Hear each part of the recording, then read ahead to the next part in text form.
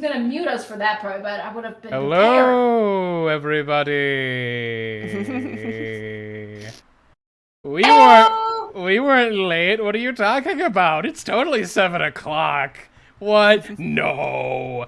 Everything's it's totally not fine. 7:07. Like, we don't know what you mean. Everything is okay. I don't know what you're talking about. I don't know what you're talking about. It is 7 o'clock on the dot.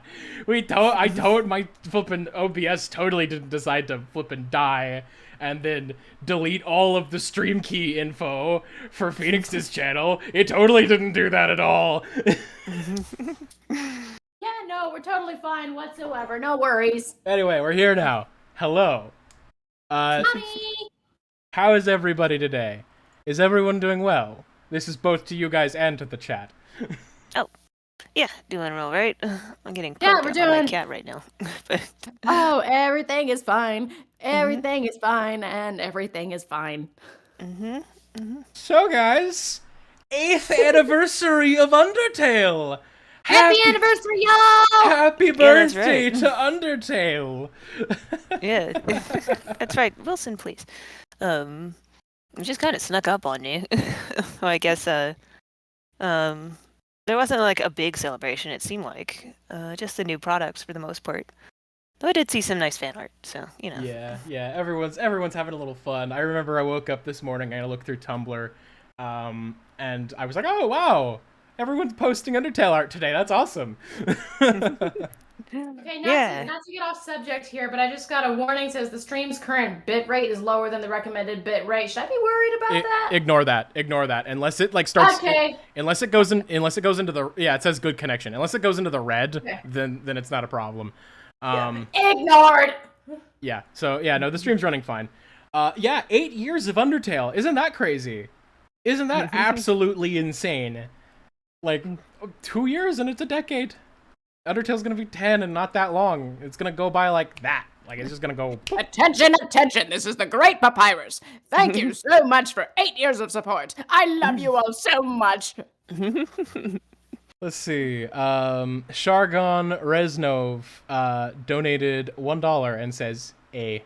Oh no, that's Australian dollar. Never mind. Stop that. Thank you. I was about to say that's an interesting thing to say. I think it was like was it Undertale came out in September? Yeah. And then I started Handplates in November that same year. So we're coming up on 8 years of Handplates too. That's insane.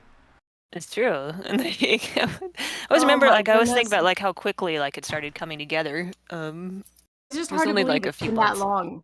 Yeah, it definitely doesn't seem that long. Like the time really goes by quickly, I suppose. It just drains down the drain. I didn't finish it before 8 years went by. Man. Let's see. Let's take a look at chat real quick before we get started. Let's see. Everyone's just happy anniversary. Awesome, good stuff. The moment you realize Undertale and Persona 5 have the same release date just by a year off. You know, if I wasn't on a diet right now, I would have made myself like a butterscotch cinnamon pie or something. Just to celebrate. Yeah, that would have been nice. Yeah, I am making one for Thanksgiving this year for my workmates, so that should be fun. Oh, so by the way, guys, I noticed that on the replay of last stream, you can't see the chat on the actual screen, so I upped the opacity, so now it should be more visible. It's still a little transparent, so you can see what's behind it, but it should be easier to see on a replay. So hope you guys like that. Let's see. Let's see. Nora says, "Hey Zarla, I wasn't able to catch the last stream live, so I just wanted to let you know that Handplates is one of my favorite things. Thank you so much for making it." Aw, thank you. That's very sweet. Someone also says, "Eat glue." No. Spam eats glue. Salad. I ate salad. Salad is good for you. Glue is a no-no. Spamton eats glitter glue, which is even worse. Let's see. I started my A Undertale side craze. of deep fried peepus to go with that, right? I started my Undertale craze in middle school. I am in college now. Feel old yet? Oh, don't do that to me. Don't do that to me. No, don't do it. No. Like, I was in college when that game came out, and here I am in my own place working a bank job, and I think I'm getting some gray hairs. Wait, I'm actually not. you're just now getting your gray hairs? I've had mine since I was like 17. No, I actually don't have gray hairs. I was just adding to the drama. I swear though, like I aged 10 years in like 3 or the last few. Oh, jeez. It was not a good time for my face. Oh. Okay, let's see. Anyway, so thank you all for coming out today. We're gonna get started. We're at 25 concurrent viewers right now. I'd say that's enough stalling. We should get moving on this. All right, let's rumble.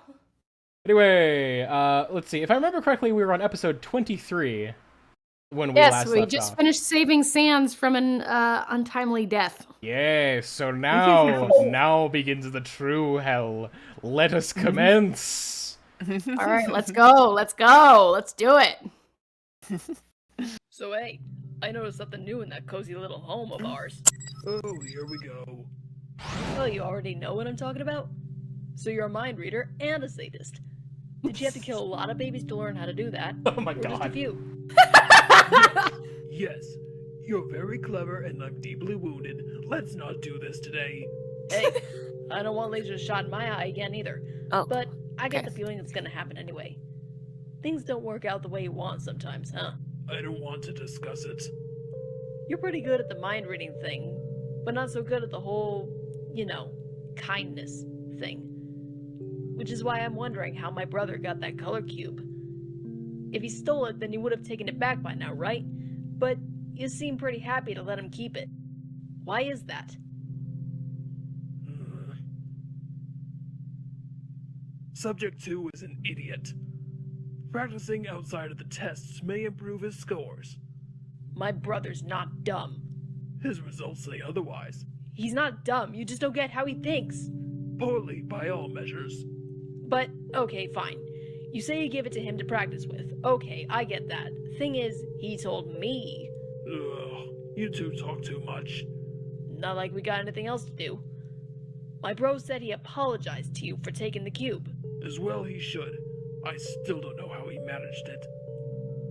You shouldn't underestimate him so much, Spare me your lectures. He said you flinched when he apologized. Yeah, he noticed. He's more observant than you think, too. So then he said he asked Papyrus you when I'd be W. coming back. And when he didn't know, he got real upset about it. Subject 2 can be emotional. Not like you, huh? Which is what I don't get, because he told me that's when you offered to give him the cube. If I didn't know you better, I'd think it was because you felt bad for him. But hey, you never feel bad about anything, do you? That's enough talking. That's when Gaster has his Oh. nerve mug from Evangelion. Oh, God, the audio was so cringe. It's cringe. Don't worry. It'll get better. It'll get better. Wake up. It'll get better. It'll get better. I 100%. know. Let's see. That was a. Sorry, what were you saying? No, go Oh ahead. no, it's just that script was a lot of fun to write. A lot of people were kind of surprised by how casually fans talked to him, or I kind of was expecting Gaster to like snap at him or tell him to shut up or anything like that. But he always like kind of arguing with Sans a little bit. Like Sans is always trying to troll him and not responding. With how to win, etc. It's like a mental battle to Gaster. Yeah. Like he just what's the word I'm looking for? It's not like he tried not to engage really emotionally with what they were saying. So, he would talk to them, but he would try not to get upset by what they were saying. So Sans was able to sass him frequently. And Gaster would be like, "Oh, stop." But it wasn't what people were expecting. But it was always something that amused me. And I find it interesting how, like, later in the comic you tie back into that, where he admits, like, no, you never even made me angry once. Yeah, exactly. It's like he never hated them. He was just doing what he thought he had to. Yeah, he was just emotionally unavailable. Which honestly, Did don't know what if he that's had to worse and or what he not. needed to do. Yeah. But in a way, it's worse because he just like again, he wasn't taking them seriously. But yeah, like people were surprised that he didn't make or it stands to make him angrier. But it's like he doesn't feel anything at that point. Let's see. Cyanic Core Or says. so he says, anyway. Cyanic Core says, "Where did Sans even learn these words from?" And Shargon said, "Probably Gaster somehow." Comment? It's true. Yeah, probably Yeah. Gaster. Yeah, I did a little joke comment. A joke comic. I think it once. Because a few people were asking about how they knew certain words, and Gaster did teach them a lot of vocabulary words, and some of them were kind of dark because he was in kind of a dark place. But, I think he gave them a list of swear words at one point. Oh my Oh god. no. Oh no. Or I think he mentioned like he would. or no, not No. exactly swear words, but more like I think he said like "one on earth" at one point, and they were like, "What does that mean?" And he was like, "It's a phrase when you're frustrated," and they were like, "What's it mean?" And so he ended up like writing out a few questions. Oh, Whenever he'd say God. something and they'd ask him what it means, he'd usually just tell them. Because Oh like jeez. he has that when people ask him questions, he usually likes to answer them. Like I or like can't- ask him to explain something, he likes to answer things. This reminds me of something. Was it you that made the "What is God" comic? Like not like Yes. like yeah. Okay, I so think that so. was an actual Handplates comic. Yeah. Where That's like right. I he's, think yeah, it he was... says, "Oh my God," right? And then they're like, Yeah. "What is God?" Yeah, Yeah, I think I for remember God's that. sake, I remember yeah. that. Or something like that. Mm-hmm. And Gaster's like, ugh, fine. And And that leads like down a whole Just gives rabbit him- hole of questions. yeah, exactly. And he's like, Okay. I don't have time for this. And then he just wrote up a whole like don't language have sheet time for them for this. anyway. So of course, he never has time for anything, but he's constantly doing things anyway. Exactly. But he's not lying to himself all the time. Anything else to Wait, add, or shall we move on to the next one? Let's move on. Can't think of anything yeah. else to add. Okay. Brother, Oh boy. wake up. What? When did you get back? Oh, jeez. What happened? What did he do to you? Okay, bad question. Never mind. What can I do? Is there any way I can help?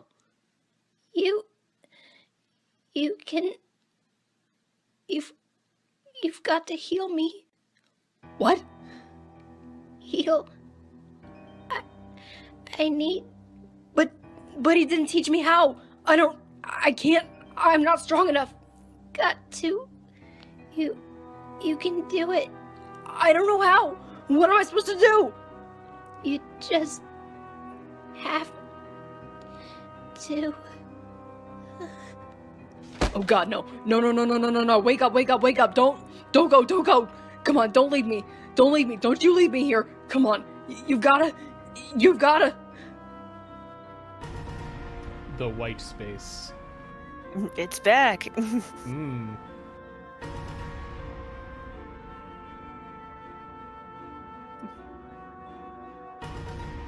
Because Santo is one of his first things is I'm not strong enough. Like so it's already in his head at this point. The true beginning of Sans' inferiority complex. Yes. Come on. Okay. It's okay. That's enough. Bro? Oh, thank God you're awake. You can stop. I'll be okay. But I didn't. You're still hurt. It's okay.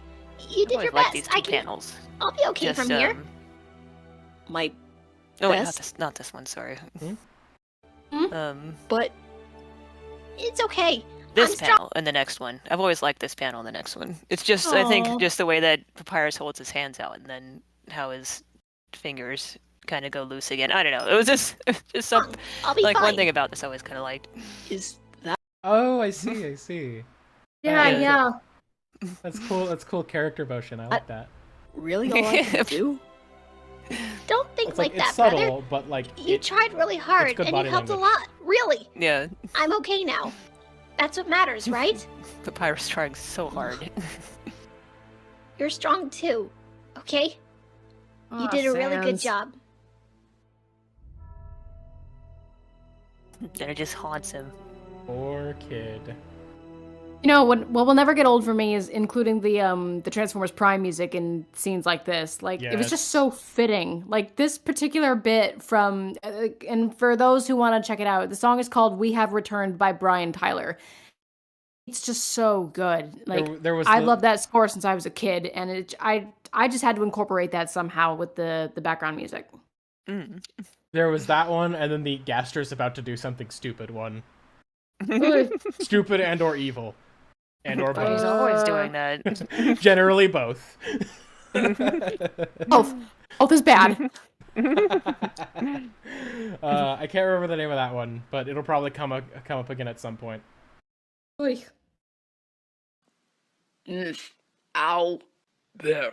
Now leave it on this time. Why? It's not like it can get more broken. There's very little room for error when it comes to your health. Leave it on. Why am I like this? Be more specific. Why am I so... small? Here. Rip this piece of paper exactly in half. I love this metaphor. Quickly, don't think about it. It's very accurate for You what see? he's describing, but it wasn't One obvious piece is until bigger. much later, I think. That But a is few the people nature picked of up on it ripping things into immediately. pieces. Mhm. You cannot expect precision. I always still love Gaster's really Zuby be more is waiting. specific. It's not just like such an Also, emotional question. It's I like, want to don't add to care. this. I want to add to this. Mhm. Zarla, I love it when you also made that joke comment when Sans Oh, yeah, actually that's right. did He rip rips the it exactly paper in half. Yeah. And Gaster's just standing there all like, fuck. Yeah, exactly. I love that. Sans would just a troll. Because He that could figured have it out. happened. I mean, he was just lucky Oh. that it turned out that way. But it's a very funny image to me. It's like, what do we do at that point? My metaphor is Yeah. completely destroyed. Yeah, what Oh, to it's do so from good. here? Oh, yeah, that's... Sans And I bet- breaking the laws of physics to troll even in his youth. I think somebody mentioned they were like, it's such a shame Gaster's so evil because he's a good teacher. That's a really good metaphor for what he's describing. I love It's that. like, it's a shame Gaster is a lot of things, honestly. Yeah, I'm gonna put my But- dishes away. I'll be right back. Just give me like 1 second. Okay. And Gaster does really have a tendency to just teach. Like, he'll answer questions, he'll explain things if you just ask him to. He doesn't think about it, but he just does it. He does have a tendency to try and teach people. It's like I like to think that Gaster is like a very like I love to share my knowledge kind of person. Oh yeah, Like he it's likes something talking he about. just genuinely enjoys and he's good at it. Yeah. And then he just used his powers for evil. I'm officially headcanoning that in the post extra awesome pacifist ending that he eventually becomes a teacher. I've thought about that. I could picture him like as a college professor. I think that'd be pretty funny. But of course, well, I'm at the back. Monster College, the Monster University, wherever he got his degree. Monster University. Sorry, that just reminded me of the movie. Oh yeah, that's right. I forgot about that. What movie? Monsters Monster University. Uni- Oh yeah, I have seen that one. That's a good one. What's But- it Can't go called? back to jail. But what's Gaster just enters academia, just writing papers in the dark, like he probably would. Gaster being a college professor reminds me of this one comic series. It's like a series of short comics from this one person who on Tumblr whose name I cannot for the life of me remember. I need to find out what that name is. But they make like these hilarious little gag comics where it's like Azrael's off at college. And he runs into, you know, like he becomes friends with Kara there and Gaster is one of their professors. You know, and it's like these funny little gag sketch comics that I can't remember the name of the creator for the life of me, but they're really good. Like Gaster's just I like this that. like silly over the top character and it's so fun to watch. But I like Gaster's that. I like entered that in, like, scenario, blackface though. again. in It is. fact here I'll start it playing again and I'm gonna start looking for that so that I can give a name because I'd recommend anyone who like enjoys Undertale comics and stuff like that and Deltarune and stuff to go check it out. Anyway, let us continue. Ow! Stay still. I'm not as good at healing as you. I know. It just stings a little. Well, it looks like the cracks are gone. How's the eye socket? Better? It doesn't hurt. I keep seeing weird things, like you and me, but we're not you and me, and we look different. Weird. Yeah, you learned to tune it out. Okay, No, this is I was talking to him like today, Why bother? and I think we made some progress. He hesitated for at least 10 seconds. like this is a very early-ish comic, and at this point I was still kind of working stuff out. And that line before about seeing other versions of yourself wearing weird clothes and things like that, that was a very early idea me and Mal had, where they were actually going to be able to see into like other AUs and stuff like that. And then later I was like, nah, I don't want to do that. So, like, I had to go back to this one. Yeah, because I was never. I must admit, I'm not a fan of like Fel or Swap or all of those. I'm not into those. But so then I had to later on when I came back and I was like, I changed my mind. I had to figure out how to handle that with. Because I was like, okay, I need to figure out how to spin this so it doesn't to make it still work within the framework that I've decided on. And I managed it, like because I managed to. Because they started beginning to see visions of themselves just wearing different clothes, like alternate versions of themselves. But they were still them. They weren't looking into like other AUs. But that's a remnant of that idea that I never actually used. If I was ever going to like do like a remastered version of Handplates like that, I would go back to that panel and like rephrase it to make it more clear about what I decided they were talking about instead of something vague like that. This always sticks in my head because I'm like, man. And then not only that, but that panel actually caused me a lot of trouble later because I needed to have a way to put it in there. I had to find a way to put it after they were able to see things and before Gaster found out they could see things. So I had to like put it in this weird middle place and then add a sort of thing where they were kind of hiding it a little bit. Like, it was awkward to handle. And that's one of the things, like, people ask me sometimes, like, what would you have changed about Handplates? And it would have been like, and it would be this. Like, the seeing thing is broken up into pieces because of that panel. Because I was like, I have to keep it consistent, but that panel is really throwing me for a loop there. So if I did, like, if I could go back and change that, I would rephrase that, and then, like, then it would just go directly from, like, Sans sees the version of them outside the cell, and then it would just go directly to when Gaster finds out. Like, it would have just gone directly from one to the next, and there wouldn't be like some other ones in the middle there. Zarla. Zarla, you mentioned that you mentioned the idea that maybe Sans and Papyrus could see into different AUs, right? Mm-hmm. Yeah, that was Like, a very early one. Yeah. If that had actually happened, and if Gaster found out, what would he have done? Probably nothing good, right? Yeah. It was a very early idea, so I wasn't really thinking it through all the way. But like, if he could find out, like, yeah, he probably would have tried to bail, or at least he would have tried to figure out a way to use information from that AU to try and get out. So if it was an AU where they didn't get out, he might not be interested. Well, no, that's not true. He'd be curious in like a scientific way about what's going on. But it wouldn't apply to his Break the Barrier project. Yeah, so he'd be more interested in any AU where they got out. That reminds me, actually. Mm-hmm. That reminds me. Did we see anything about entry number 17 in Handplates? Not specifically. There's a bit like when the goop monster, right before the goop monster appears, that kind of references it. But I never actually specifically put entry 17 into any of the comics. And people asked me about it a few times. And I guess it was just like, I don't know, I think at I'm trying to remember what my decision on it was. I think it felt, like, well, it was hard to work with. Like, and it would have felt like too obvious to crib exactly from it.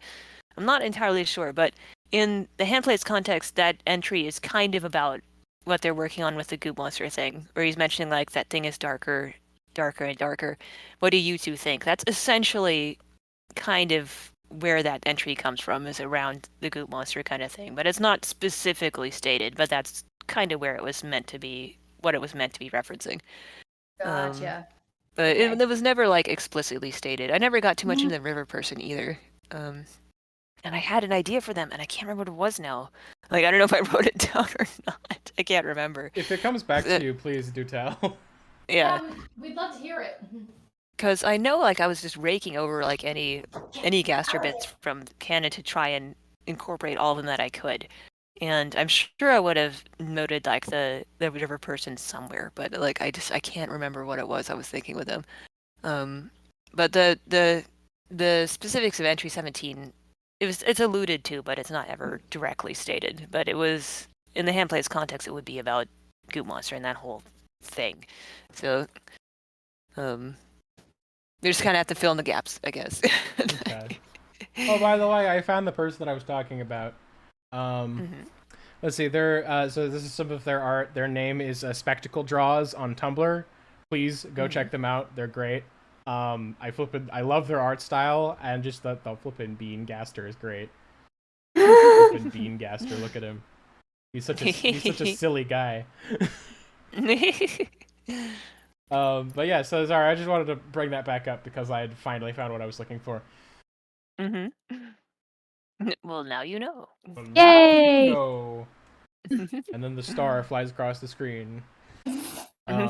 Anyway, are we ready to get going on this again? Yes, sir. Okay. Yeah. Seconds before picking up the hammer. What the?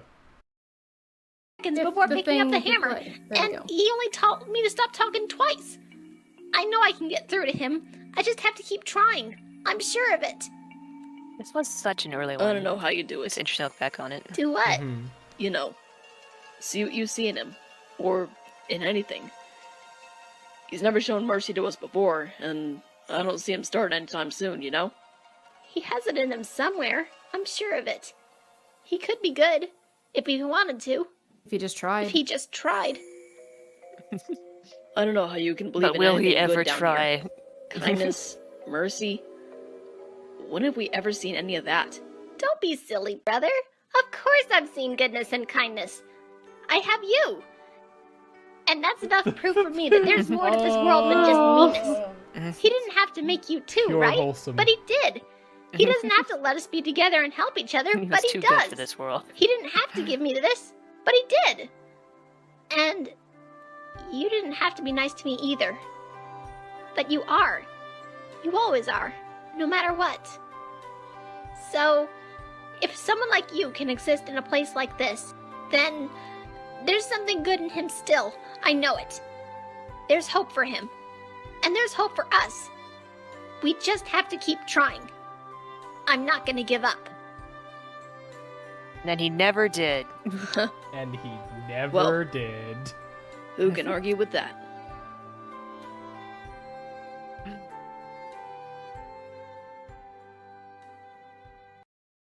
See, hold That's a on. sweet one. Let's see. Okay, Papyrus. I suffered less pain and trauma this time. Sans, bruh.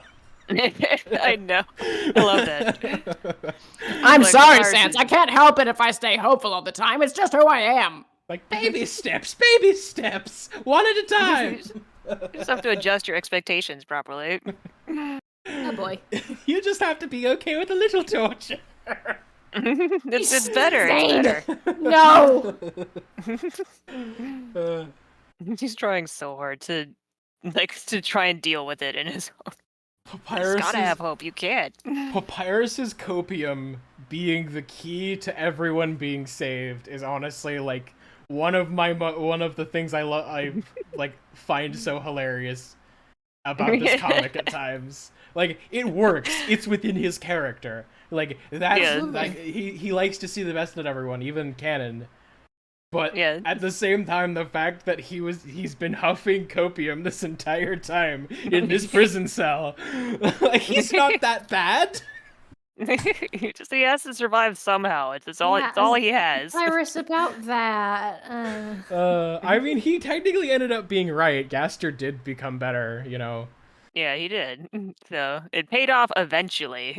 But boy, it was a long ride to get there. Man, lifelong Jargon- trauma, friends. Jargon asked, what's that music from when Papyrus is being hopeful? Oh, Shargon, in answer to your question, that's a piece of music called If You Were Here, and it's from a soundtrack from Transformers Cybertron, and you can find that soundtrack on YouTube, too. And that series was way back in 2005. If you guys haven't noticed, I like Transformers. I think Shiny Golden Wire of Hope is also a Final Fantasy VII reference, if I remember right. I think it's at one point where gosh, what was it? I think it's like where there's like some kind of cord leading out of like a slum or something like that, and Cloud and Barrett are talking. And Barrett's like, what, that's just a cord. And then Cloud's like, well, to me it looks like a shiny golden wire of hope. And Barrett's like, you're so stupid, but okay. and that was basically, if I recall right, that's where that comic title came from. All my comic titles are jokes. Well, most of them are jokes. They work. I like that. I like making inappropriate jokes for something that is very heavy subject matter. It's just very funny to me. But yeah, I will have a say, sense of humor about what you're doing. I will say that Papyrus's optimism is infectious, though, for real. Let's see. You gotta hang on to something. Oh wait, You got nothing. I knew it. Let's go. I still have the disc. Woo! Wait, Shargon, you have the disc to a Transformers Cybertron soundtrack? How on earth do you get that? I've been looking for one forever. You have to know the right people. Yes, so I mean, Wouldn't you like I was once told that sometimes if you want to get somewhere or get something, I mean, you got to meet the right people in the right place. Well, All the Zarla, right people in the right what did you say? What? What did- No, I was just making a joke. Don't mind me. Oh, okay. There we go. And on to the next one. Do we really have See, to this keep is the doing... one like What this one Did where we it's just, like did we just jump ahead a comic? oh yeah, I think you skipped one. That was weird. Do we really have to keep doing this? Keep doing this? Yeah, I this is hate the it. one It I would makes have my liked to head have hurt. I didn't after ask for your opinion. the one with Why are you even... them in the cell. Like the one where Sans sees them outside of their cell. Mhm. Like I would have liked to have that one lead directly into this one, but I had to do an interlude in there to deal with that one panel in that one comic so I could account for it. Like again, if I was ever going to rework this, I would reformat that and put this where it's supposed to be. But anyway, that's just like when people ask what I would change, this is the number one thing that always comes to mind. But you got to work with what you've set down. I can't contradict myself. I have to keep it consistent. So Fair enough. but now you know. doing it? I don't... Laser machine. Brother! Hold on, I'll save you! Brother? Where did you... Oh boy. You saw something, didn't you? No! Bum, bum, bum. No, I didn't! I didn't see anything! I knew it. You saw 1S, didn't you? No, I didn't! I didn't see anything! He's scheduled for tomorrow, but you saw him now, didn't you? You saw him just now in the chair. I didn't... How long have you been seeing these things? I haven't seen anything! You're a bad liar. Which makes me wonder, what He would is give a you bad the liar. idea to lie to me about this? Dun, dun, No. dun. No! It was 1S, wasn't it? He told you to keep this from me. No! It was my idea. Don't be mad at him, please! Well, it doesn't matter. I will find a way to get the information I want, whether you two tell me the truth or not. But for now, if you don't want 1S to get in trouble, you will tell me everything.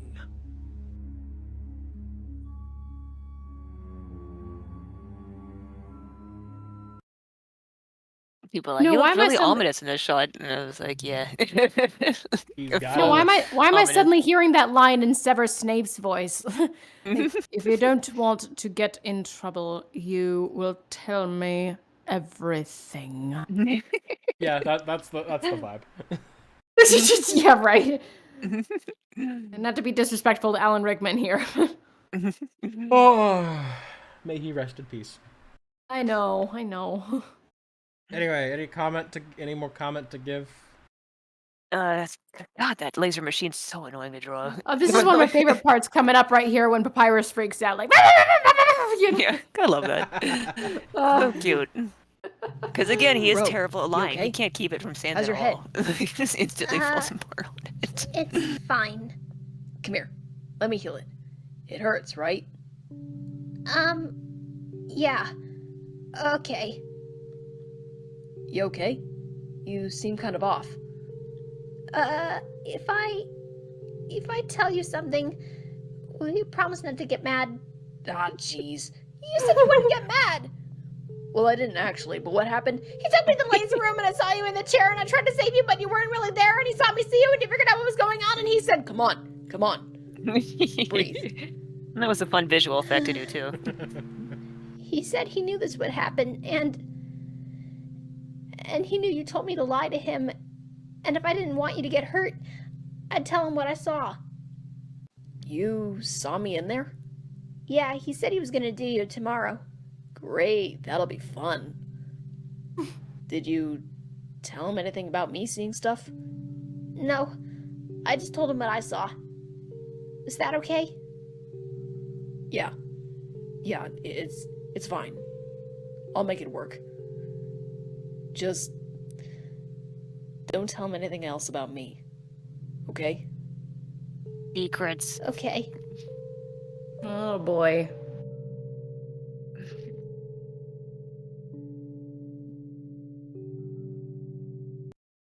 Okay, so I did misremember that scene. Okay, because I was like, I could have sworn there was a point where it was like, then after they say something secretive, that it then cuts to a panel of Gaster watching a security camera. But Yeah, that's that's- when they play with blue magic for the first time. right, Yeah. yeah, okay. So he installs the security cameras later. Yeah. Yeah, that's like a whole season away. That's a whole technically. different thing. That's a We're not Yeah. getting into that right now. not right now. But as Later. Gaster said, he is working on a way Much to find later. out what they're saying without them telling him. So, See, he which saw is what this whole eye thingy is just trying to get information from them without them having to tell him directly. he saw Sans' laser procedure, but Sans. Nice. It's true. It's funny, when I first read that, I misread it as he saw Sans' LASIK procedure, but Sans. And I'm like, why is Sans getting LASIK? He's already blind in that eye. Anyway, let's continue. I don't like this. There's always an adjustment period with new things. If you It wait, if you scroll back up to Pay the attention. very first bit on that computer screen, let me see. Yeah, like the on. thing is in the way. Yeah. But that it's not a URL, it's a command path. But all of those things actually, Dang it. they did actually stand for stuff. But like I think there was WG, of course, Gaster, and then XP was experiment, then M was like magic, and then was it FSDB? I think that's Future Site Database 2 for Papyrus. FSTMLmon.exe be like Future Site Timeline Monitor.exe, and then he has like a thing at the end, like a command line, like a command line on thing for GBIOS, which was actually like another like I think that was an inside joke because back in the day, in my day, when you were trying to run like DOS games on more modern computers, sometimes the color palette would be messed up, and if you use GBIOS, that would force the game to use the color palette defined by the BIOS of the computer, which I would use to play Star Control 2 way back in the day before it had a more modern release. But so I just threw that on there as like a bonus. But like a lot of these things actually do kind of add up to what they are, like mounting storage drive, that's the computer in his house, accessing database, that's the information he already has, checking the file integrity, and I think the other two are initializations, but I forget which ones. And I think one was like building a cache and then checking magic input, then checking magic input successful. That's kind of another DOS thing because kind of thing where it would be like checking keyboard found, that sort of thing. But all the stuff on that screen actually does add up, or it's supposed to mean something, but I knew nobody else would notice, but I was like, I gotta put something here that's consistent for me anyway. So, but Gotcha. yeah, and then a lot of it got covered with text anyway, but that's just life. how the news goes. That's the artist's life. So Indeed. Doing work just for it to get covered up. yeah, exactly. Say lovey. Oh, that was really interesting. You had like a whole, there's like a whole scheme and everything, and like it's actually, somewhat accurate to like actual, yeah, that's pretty cool. Yeah, I used to play a lot of DOS games, so I do remember DOS fairly well, even after all this time. So it was fun to have little DOS references to things in here. Sweet. But it is very old compared to like Windows operating systems. So I assume it looks mysterious to most people who are watching. I mean, heck, there are older versions of Windows that flippin' are mysterious to people today. And I'm like, yeah, exactly. And I'm like, why? What do you mean you don't? What do you mean you don't know what this is? You don't remember Windows 3.1? You weren't there. Man. But depends on when it came out. Well, some of them have dates. When Windows 95 came out. Probably. Yeah. And 98. Jeez. And Emmy. To think it was all that long ago. Jeez. I know, right? It's over 20 years ago. It's amazing. Jeez. You can still access, like command line stuff in modern versions of Windows if you just go to the command line, which will let you go around and do, what? No thanks. I'd rather not mess with my computer. If you don't know how to do it, it's gonna be very mysterious. But it's still there. They hide it. They don't want you to see it. But if you can find it, if you know how. Yeah. But anyway. I've had to do command line stuff before. It's like not very often, but it's something that you don't do unless you're getting a little technical generally. Yeah. At least not these days. It is satisfying. Anyway. Oh, totally. Yeah, it is. It's like hacks into the mainframe. I'm in. Yeah, exactly. You get to feel like super cool and technical when you're doing it. It's like, I know how to do this. Shall we continue? Yeah, sorry. No, it's good that we're chatting. I mean, let's roll. Let's see. Starwing the Stargazer says Zarla explaining background details that absolutely no one else thought about. Yeah, that's most artists, to be honest. I paid a lot of attention to details, which usually paid off later when I could call them back and be like, haha, I knew it. Thank you, past self. My past self would be like, no problem. I knew this would come in handy someday. Totally, 100%. Anyway. And putting a lot of detail in it made it easier to do callbacks later as well. Yeah. Hang on. There's a Lucamus Prime. He joined us just now. He says, nice to see a fellow Prime here on YouTube. Also, congrats on surpassing 100,000 subs. Well deserved. Thank you so much. Yo. And he also says, you're also so lucky to have the privilege to meet Peter Cullen. He's my favorite voice actor. He's my hero too, dude. I love that man. He's so talented, and I met him 3 times. Not to get us too far off subject, but I met him 3 times, and this is gonna come off as shocking to some people. He remembered me the 3rd time I met him. He remembered me, which is pretty crazy. Sweet. Yeah, we'll get into story time later, but I don't want us to dilly dally too much over here. Onward to the next episode. On with the show. I don't like this. There's always an adjustment period with new things. It hurts. Pay attention. Today, I want you to see. But reference 0 cleared was a I ghost haven't reference. seen anything lately. I can't control it. It just happens. That's not what I mean. Location-based glimpses are proof of concept, but not much use down here. What we are going to work on today is looking past this particular place. The overflow of... No, it'd be lost on you. How to explain? Your vision is still weak at this point, but it will grow stronger as you acclimate to each new dosage of magic. Dosage? You mean the laser? Yes, the laser. Right now you can see things where you are, but as your vision grows stronger, you won't be limited Papyrus by has your no location. idea what the outside looks like. That's what I'm he going doesn't to know. access today. Now, close your eyes and focus your thoughts on the future. Describe what you see. The future.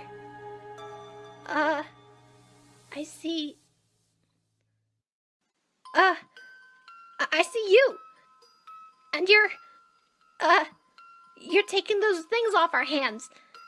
And you're telling us that you're going to be nice to us from now on. And you're going to take us home with you. This is the And- future. And And he was closer and than we're he all thought. happy.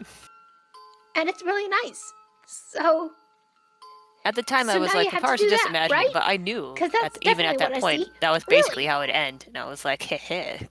Papyrus is actually He right, and nobody technically knows. wasn't wrong. So, Zarla, just to be clear, just to be clear, Papyrus was lying, right? Like he was He lying about what was- he was actually seeing, but He was, but he happened to be correct. That was Right. actually what would happen. The coincidence of a lifetime. that's a big coincidence. Very But, satisfying. It worked out in the end. He had enough faith that it worked out. You're looking to the past. There's no point to that. It won't change. Gaster just Look being forward. contemplative, like, man, I don't see anything. I really don't want to Try do this, harder. but I gotta. I don't see anything. As always, Gaster just Oh, like, this man, music. I could have I'd I could have projected changed my you mind, but I being able didn't. to Now at I can't go least- back. No, Mhm. no, wait. I can do it. I can do it.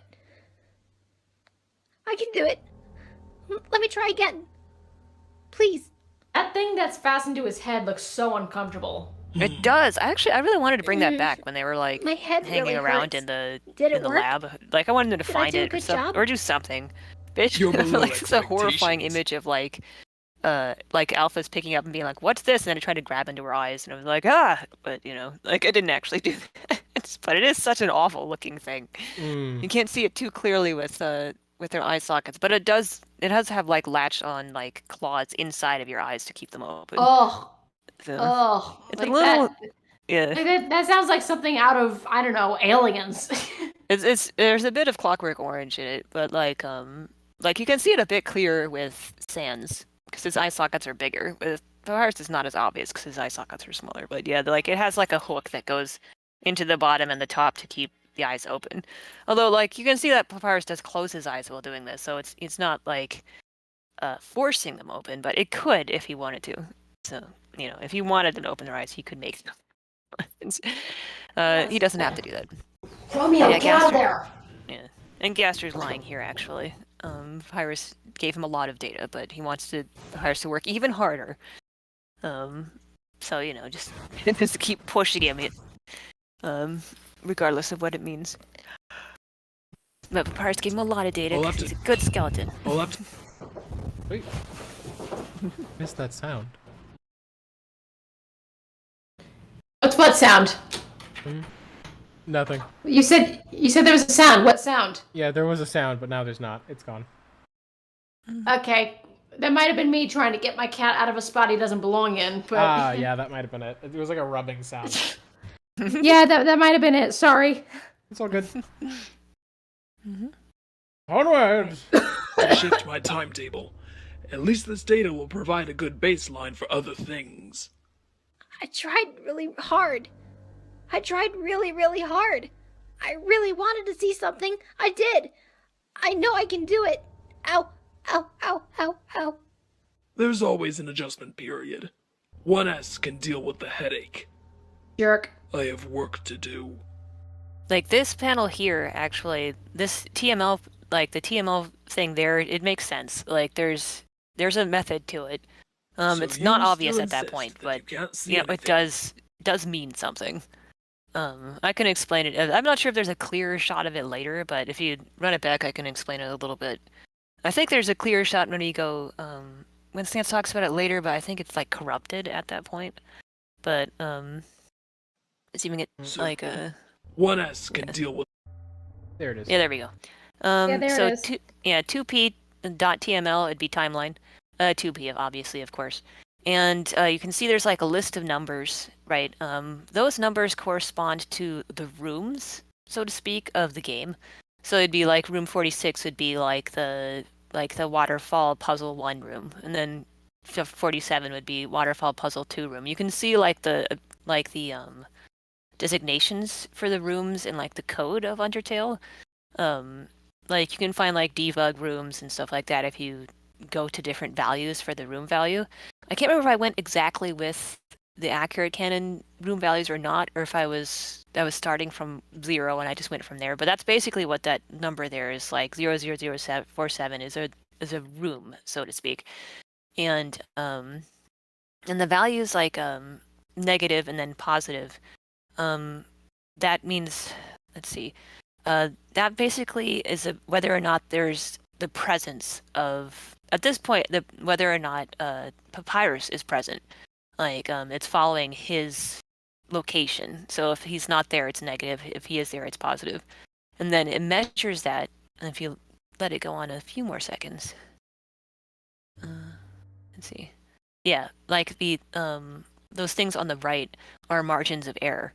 So so there's like there's a less than 10, there's a less than 10 chance that he was, or like, yeah, there's a less than 10 chance that he was in like room 45, and then there was, or it's definitely like a margin of error like estimation, because it's not like solid info. It's like collating a whole bunch of bits of information to say, according to the sources, there's this chance that he was here at this point. And some rooms were more positive, if I remember right. They had greater values. That's right, because the negative room was below 1. So if there was like, I don't know, was it greater than 1? No, it was less than 1. God, I forget, but that's basically how it works. But like, and the higher numbers were rooms that he was more likely to be in. And if I remember right, like a lot of these 45 ranges might have been snowed in. And I think the ones before that, like 44, would have been the ruins. So he wouldn't have been in there. There's no data, or there's less than 1, like, yeah, there's less than 1% chance he was in there. And the other ones are like greater than 8, etc., something like that. But anyway, that's basically what it's tracking, is that Gaster is tracking like the likelihood of him being in a certain location after he broke up the underground into rooms, like, which happened to be the game rooms, but like he had to break up the underground into rooms to be able to track like where he might have been at any given point. So the rooms where he broke them up by his own kind of measurements, and then he was just he would try to find chances of where he was, and then having Papyrus picture himself in other places, he would kind of read the magical like output he was giving through that thing he put on his head, and then start collating the data to try and find patterns. Basically, that's basically what he's doing. Like I'm trying to remember like the greater than and less than thing. I had a method to that. No, I can't remember what it was. I think, yeah, okay. Yeah, it was, so there's a greater than 8, greater than 10, greater than 6 chance that he was in this place, and there's a less than 1 chance he was in the negative place. Not a 0 chance, but, it was, less of a chance. And that's how he built his map of where people are at what given point, is by building off of this data that he made of a map of sorts of the underground. But anyway, that's basically how that works. Never comes up, never explained. Well, Sans speculates about it at one point, but the data is kind of corrupted, and he gets close to figuring out roughly what it means, but it'd be very difficult for him to nail it. He's close, but there's little details to it. But yeah, that's basically what the TML files consist of. Sweet, that's all right. Super in-depth explanation. That's a lot of info. I mean, like, it makes sense though. Like, I've played around with game rooms before, and it's like it was really interesting looking at. I find it interesting, like, that it's dealing with probability and stuff like that, and that's how it's building out all the information. It's like that's a really cool concept, and it, like, Yeah. So with this this is early data, so he's narrowing down places that seem to be pinging more often to try and start picturing or tracking where where Papyrus is over the course of the future, places where he goes. It's still early, so he hasn't really worked out the details of it, but he is gathering the He information. doesn't have the full timeline that you see at the end of, or the later on after he falls. Yeah. But it's like he's getting the first dredges of data on like building that thing. Yeah, exactly. Anyway, shall we continue? Mm-hmm. On with the show! So you still insist that you can't see anything? Nope. Oh, yeah, and there's Despite Sans these sitting on the readings, skeleton book the again. same as 2 Ps whenever he's seeing something that clearly indicate otherwise. We're gonna tell you. And a few times the Gaster is really mean to him. You really are completely worthless. If you weren't such a useful pivot against 2P, I'd have euthanized you and started over long ago. Oh. Ooh. Euthanize? Oh. You're the clever one. You figure it out. You must know by now that you're the expendable one. You're not as stupid as he is. Screw you. He's much stronger and more resilient than you in almost every respect. Not to mention more cooperative and easier to work with, even if he is an idiot. You're lucky he's hinged his emotional stability on you. It's the only thing keeping you alive. You have nothing else of worth to offer to anyone.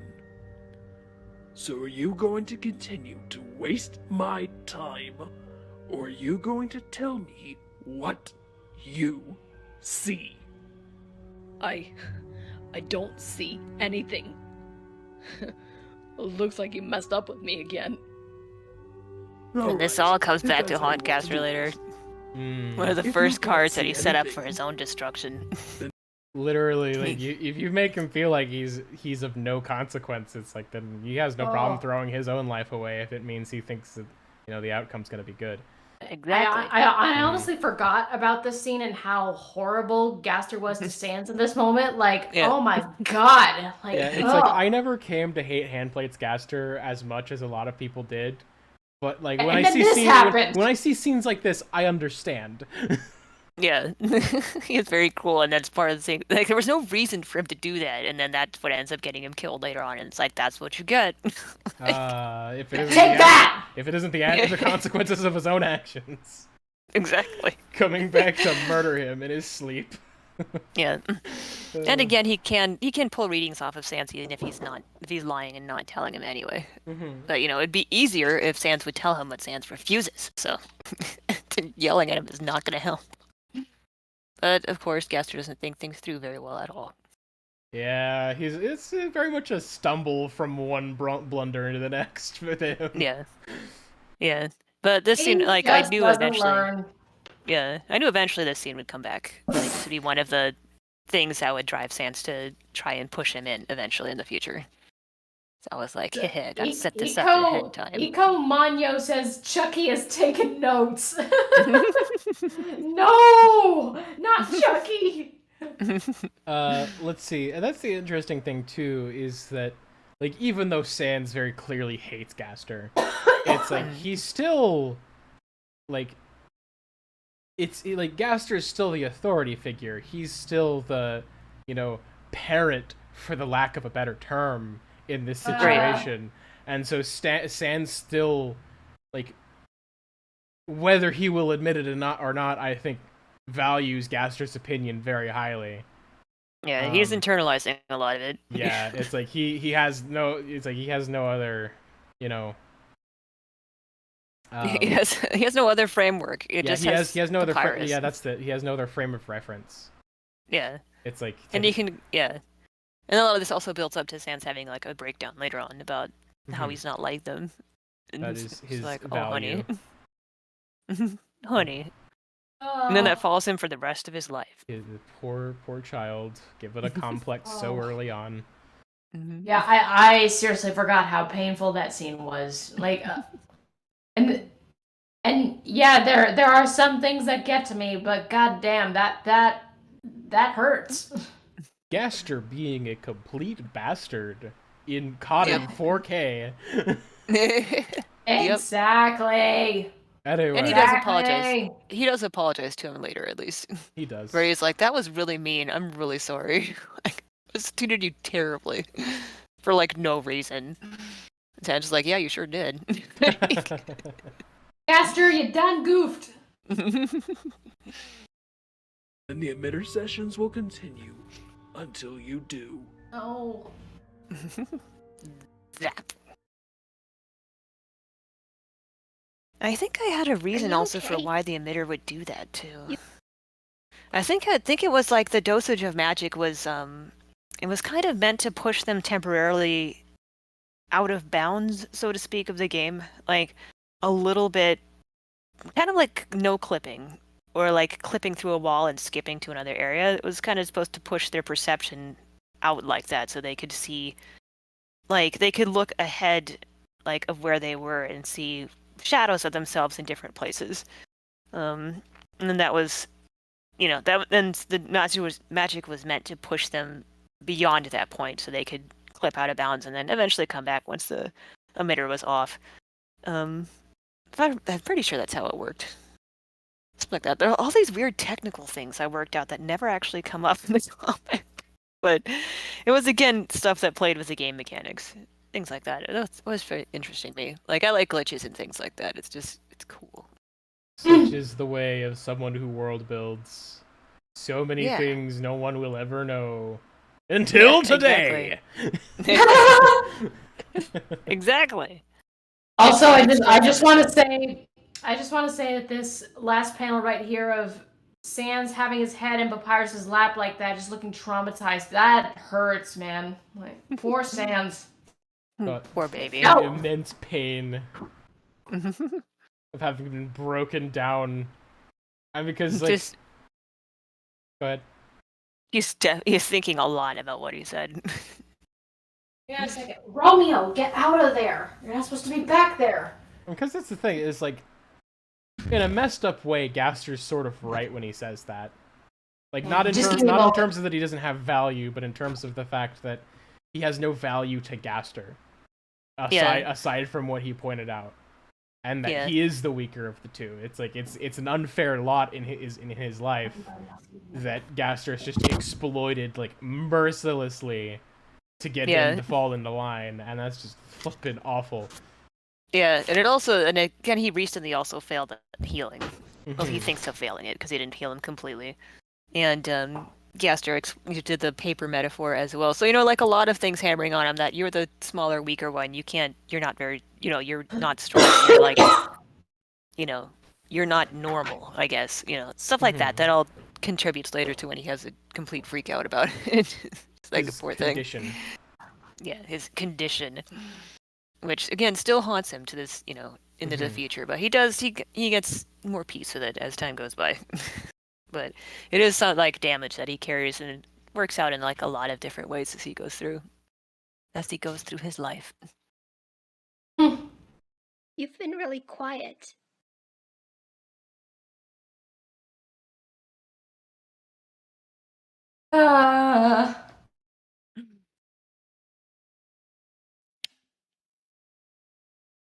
Do you think he's gone? This Lights is out the usually second means he's one I heading think home. I did. We should be good. It was Want it? super early. I'm bored. Can you really not see anything? That's what I told him. I want to try. Come on, bro, I'm tired. Brother! Okay. Here, take my hand. Why? I think it'll help. Alright, if you say so. What do you see? The idea of them holding hands go. What's the last thing you see? I see red and gold. And What about- with the lines red and gold, you created one of the most heart-wrenching plot lines in an Undertale fan comic ever to exist. I loved it. Like, the naivety of those words, where all they can see in this moment is eventually we make it outside, but they don't understand the context, and the context is horrible. I know, it's so good. I love that. I was like, I think this is like the second Handplates comic I ever did. And part of what, drew me to it was I loved the irony of them seeing technically seeing the future and not understanding it and taking it as something hopeful, when in actuality, they're seeing their own deaths. They don't know that. But to them, it's very hopeful because they don't know that. So I love that contrast between those two things. And I was like, yeah, I've got to do that. Then so like them being able to see into the future, like, I was such an early concept in this story. And then I got to exploit it. It's a lot of fun. But I just love that. It's so much fun. And the colors haunt them later. And then it like even worked in like later when the whole stack of cards that ended up to like Gaster getting pushed in the lava. It's like, yes. Worked it out perfectly. Truly. So good. Masterful. About you. I see white and pink and blue. Brother, do you know what this means? Brother, we're not here. Someday we're gonna get out of here. Someday we're going to be free. I hope so. And then I got to do a callback to this later too, So. Yeah, I remember that. Oh, that's right. which is also a lot of fun. I love When I callbacks. posted it. Yeah, but again, that was like the second comic, so there wasn't anything before or after that at that point. People were like, "What is going on here?" And I was like, "I don't know." Slowly began building the got you. story around It's these. okay. Shh. Shh. You're okay. You're okay. I'm dying. I'm God, dying. that I'm pose dying. is such a You're nightmare. not dying. Yeah, I don't gonna be disbelieve okay. that. That's a This flippin' happens every time he does one of these, heck of remember? a pose. Such an- And you It's got such an through all awful of angle those, that we have okay? to do it at. Don't worry. It's like, blah. It's not the same. It's not. I saw red and gold again. Red and gold. The handprint. That- Red and Yes. gold. Red and gold. Over and over It's just ketchup. and over. What is Yeah. it? And then Sure. it all just stopped. There was just nothing, and it won't go away. Yeah, that's where he ended up clipping past do his you own mean? death and then got It kind of won't. stuck. It won't go away. And then he just can't see I anything. I can't see. I can't see anything. I'm blind. I'm finally blind. He finally did it. He finally did it. Listen. Listen. You're gonna be okay. Your visions always come back before. You just need to calm down. I know. I'll tell you what I see, okay? You trust me, don't you? I got to Also, just call back to Zarla, that as I well. trust you. I'm just pausing this because I just want to bring this up. Like this piece of soundtrack right here that I use, that I tend to use kind of frequently throughout the series. The name of this song is actually called Memories, and it's from an anime called Kaiba. Don't you think it's a little ironic? Like the That it's called Memories, and yeah. yes. And anyways, Does I just seem wanted to appropriate. point that out. Also, can I just say, even though the audio quality is not the best, it's like your performance in this was really good. Like, Oh, thank like you. the Sans breakdown was excellent. Oh, thank you. Yeah, that was it felt good kind of getting that out. You know, like, to actually like get into character and to kind of like spill that out a bit. It feels good sometimes, honestly, especially when I'm like already in emotional turmoil. So Yeah, I got It's to like- have those moments later when I became Sans. yeah, and that performance really came through too. So kudos to you. Yeah, I'd say like even though 2020, 2021 weren't the best years. Tell me about it's it. like the because everything was not great then for me. And so, but I'm very glad that it lined up so well with that point in the comic where they're trying to work through this emotional angst and this mental trauma that was put on them that they don't even remember, but that's still with them. Like it lined up so perfectly with that point in the comic that like I'm so happy that was the case, because I was able to channel that into it, and it's just like I can't wait to get there because I have a lot to say about that part.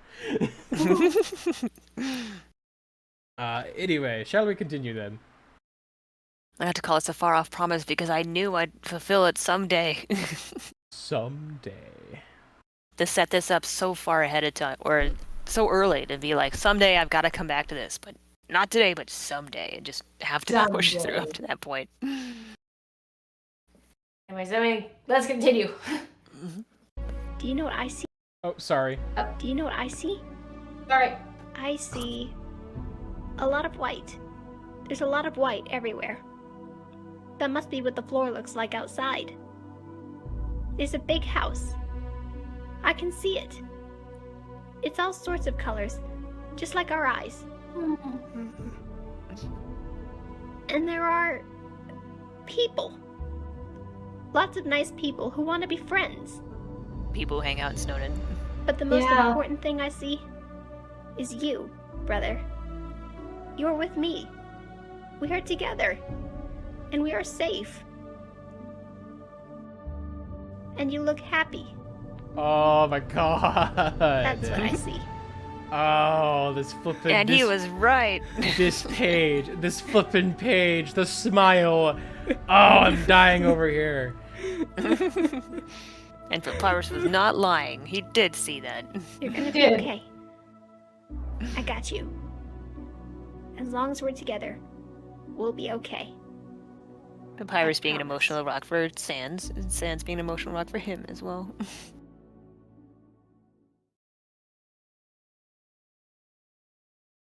That's one of my favorite scenes from the You lab. think I'm dumb? Yeah.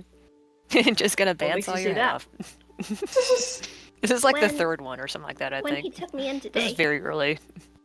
I asked him why he was doing Before this. you'd quite gotten the lost And he soul said you were the smart thing one. down. Yeah. And And that it's I like wouldn't I was also understand toying even with if he the told me. idea that he had like a So I asked film him why he between kept hurting us. the holes in his Since I hands. don't- You can see there's kind of like a blackness when his hands show up. And then I ended up not doing that. Yeah, I see that. I see Even that. if he told Yeah. me. I didn't notice that before. And I always asked like him the why he panel was lays doing out in this this. one. I like the slashes. Oh.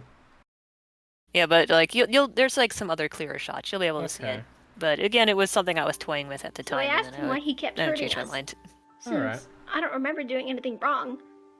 And he said something like he could do all these things there Yeah, it you because can he was see it there strong, too. like people needed him to be.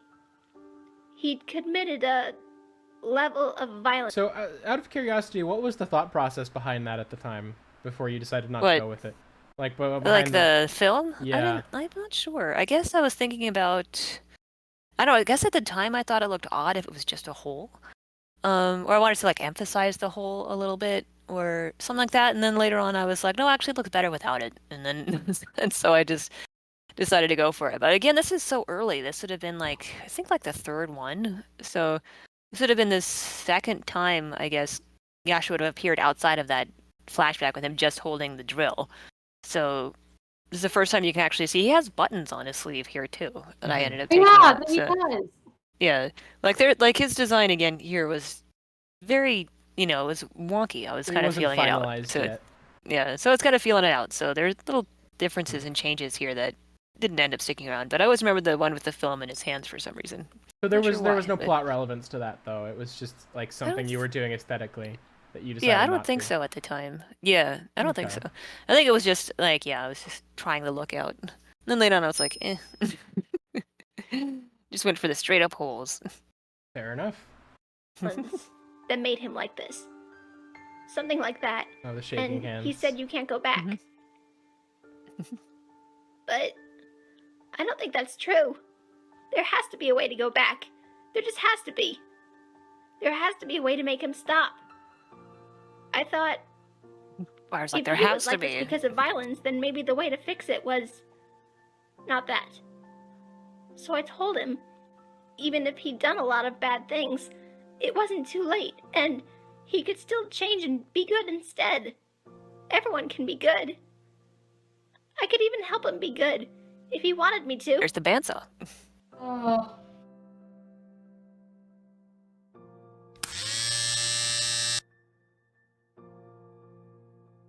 And he said I was even stupider than he thought.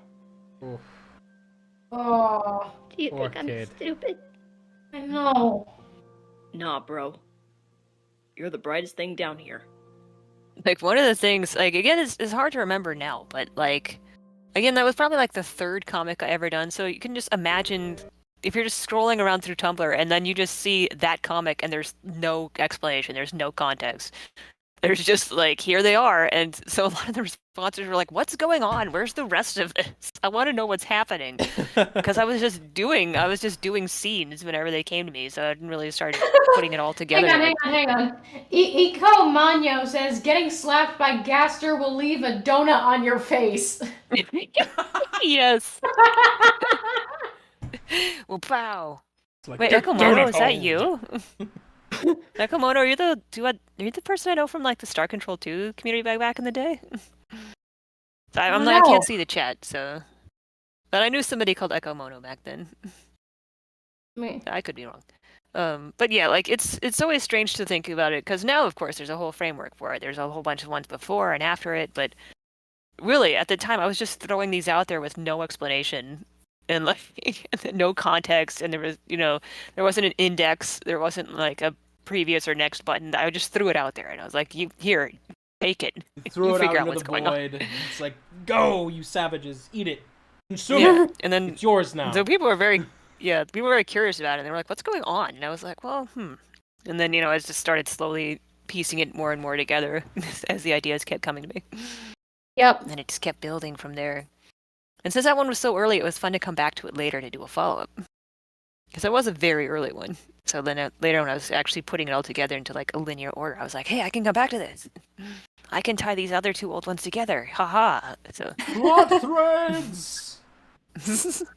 Yes. By the way, I I love the editing on this was from the previous one, but I love the editing on, like, how Gaster's standing there and then the drill just starts up and it cuts out. Like, that was nice. I like that little bit of subtle sound design. Oh, thanks. Mm-hmm. Anyway. It was basically my intention, with fitting. those two panels. That was pretty much just how I pictured it. Vibes. Mm-hmm. And killing a person ain't no What's a big level deal, of so violence? reference to Silent Hill 2. You said you'd committed a level of violence. What does that mean? It means that once you commit an act of violence, it becomes easier to do so again. So, if you hurt someone, Let's not be coy. If you kill someone, it makes it easier to kill again. you killed someone? Yes. But why? Why would you do something like that? Does it really matter why? They are still dead because of me, and I am still alive. Any reasons or justifications for doing so would only be for my emotional benefit. They are still dead. The damage done by the act will not change. It sort of hints a little Damage? bit of what his Kill a leaves lot of what an his indelible issues are mark about on the soul. the war. No. Like little hints about it where, like, it doesn't matter why I killed that person or anything like that. Like, I killed them, they're dead. It doesn't matter if I was defending myself. It doesn't matter if I was, trying not to get killed. Doesn't matter. They're dead. I'm a murderer. Murderer! Like, he's very black and white on that. I took a life, and that's the only thing that matters in this situation. Yeah, and that's very black and white, and that fits into his whole "I'm a monster" kind of mindset as well. So he doesn't want to add any nuance to that, and that comes up later when he's peppering Papyrus with those questions about whether or not you would kill somebody, stuff like that. It's just something that's on his mind constantly, and Papyrus asking about it also, it also doesn't help.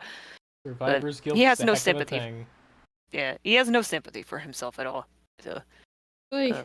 Then you can start to get slight hints of it in ways he was talking. And in the last one, too, when he mentions he committed a level of violence. Like, again, you can see his hand shaking because it's, again, this similar kind of feeling like when he thinks about it, he's like, it didn't bother me, but it did. It did bother him pretty It's badly. traumatic. Yeah.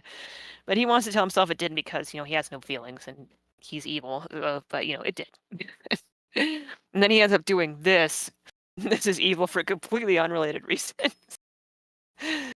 This is one of the common Gaster being evil and stupid situations. Yes. Oh man, that's right. I forgot. This is the one where Gaster's mug. I drew when I was first doing this one, I had to put something on the mug, and I was streaming it, and so I was like, "What should I put on the mug, you guys?" And they were like, "Put Roller Dragon on there from Unico," which is this really really old '80s anime that I watched as a kid. And so I did. I put Roller Dragon on the mug, and he looked really really goofy. But it was too goofy. It kind of killed the mood. In the end, I ended up taking him off. But I do have a version of the strip that still has the Roller Dragon on the mug, and it's still very funny to me. But again, it would just have killed the scene. So it's like a little bonus secret version. I think on DeviantArt I linked to like a. I think I have it like in the description for this one. I linked to like the alternate version where he has the Roller Dragon mug. Pretty sure it's still there, but. That's when I see his blank mug, I'm like, oh yeah. Gotcha. Little behind the scenes secrets. Nothing you do can take it away. It is a permanent change in perspective. That's awful. Oh my god, sorry. Saltwater Sweets says, I'm going to throw myself down the stairs. Literally no one is asking you to do that. I'm going to throw myself down the stairs, and I'm taking these two children with me. Or not. Don't do that. Pretty much. Yes, it's like Gaster. No one is asking you to do that, because that's so true. No one is asking him to do this. It's like people need me to do this. Like no, they don't. Stop it. No. But that's Gaster for you. Indeed. There are benefits. Ow! What? How could there be? I've been studying the effects of murder on the soul for some time. I know it must sound impossible to you. Ever But since the he first kill heard from Toriel about inspires killing someone. Strength and a greater resolve to survive. It becomes harder for others to hurt you, and easier to hurt others. That can save you when nothing else will. Well, I'm never going to kill anyone. I don't care what happens. I'm never going to kill anyone. It's easy for you to say that, down here with only me and your brother. You may One of the find very few someday times that he that's says a your much harder brother thing to do while they're in the than you lab, think. actually. I'm It slips never because he's going invested to in this kill topic. anyone. So it just slips and he just ends up calling him your brother. We'll see. Because he is very invested in the idea of murder. Like after he killed somebody in the war, and after Toriel talked to him about killing someone in the war, like that got him very fascinated in it. And that's why you often see him like in the war comics, like lurking around and just watching as people are fighting or people are dying, and he's just trying to understand what's happening in his own way. He's very interested in love or level, you know what I mean. Level of Not that violence. kind of love. Yeah, Love. exactly. You know what I mean. I'm Yeah. trying to find a way to process the drama of it. Just put a numerical value on it. That's fine. He's sleeping. Come back later. And what will you do if I don't? Don't come any closer. Don't.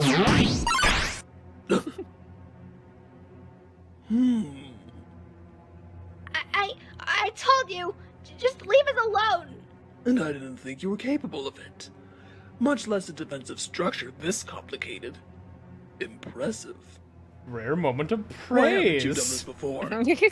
It's not like I Just all haven't given like you completely adequate fascinated. cause. Like, wow, this is You- genuinely interesting. You told me to be careful. Of course. That you can't hurt You Sans do or more he'll damage than die. 1S, even without training or practice. That's Little very intriguing. Getting hit. Yeah. You stay away from us, or I'll make you stay away. I'll have Like to a kitten poofing look up at you. into this Gaster like, yeah, okay. later. Now, No, don't. how long has he been unconscious? He wouldn't wake up when the lights came on. Why didn't you tell me? I was scared you'd get mad, or you'd hurt him. I thought I Valid. could fix it, but No apparent sign of injury. what's wrong with him? Are you gonna fix him? Can I come with you? It could be a side effect. I'll have to run some tests. Please, let me come with you. He'll be scared when he wakes up. Please, I can help you. Please, I can Just help. Don't completely go. ignoring him. Don't leave me here alone. I just ignore that. Ugh. Sorry, that's my text message noise. Okay. There we go. Ow. Are you awake? Ugh, I guess. My head hurts. I love that there's like this bed down here, and it's like, why is there just a bed in the lab? And it's like, but there is one in the game. There's actually like a few beds in the game. There They is. look just like that too. Rare I had moment to of go getting look up to rest on an actual bed. Yeah, exactly. It's like, who was sleeping in that normally? Gaster, isn't it? He just sleeps on his desk or something like that. But Sorry, Like, but when they're- you said that, I just imagined like Gaster just like clearing off his desk, hopping onto it, and laying down. it's like, I mean, time it for doesn't bed. sound unlike him. I I mean, if he was desperate, he probably would do that. Laying on his desk. Well, he does usually go back to sleep at his house. Well, not usually, but he does sleep there sometimes. Mhm. Because he does have a house. He does Anyway. have a. I think this is the first time. He's a no, skeleton with a house and a job. Yeah. He's got his own house. It's amazing. Wait, this isn't the first time we saw the bed. Couldn't be me. Living the life. Uh, No, we saw the bed first with Papyrus after he woke up from the I-beam thing, I think. But, the bed does show up every now and then. the bed trademark. What happened? You were unconscious for an unclear period of time. You appear to be uninjured, so I believe it was stress-related. Stress, huh? Wonder how that happened. Maybe the laser's getting shot in my eyes all the time? Just a thought. Well, I see it's had no effect on your attitude. More's the pity. Hey, maybe less stress would fix that too, huh? Maybe cut back on all the torturing and stuff? Could be worth a try, Enough! If you're awake, you can go back to your cell. I'm sure Subject 2 is very anxious for your return. My brother, is he okay? Aw, jeez, I must have scared him half to death.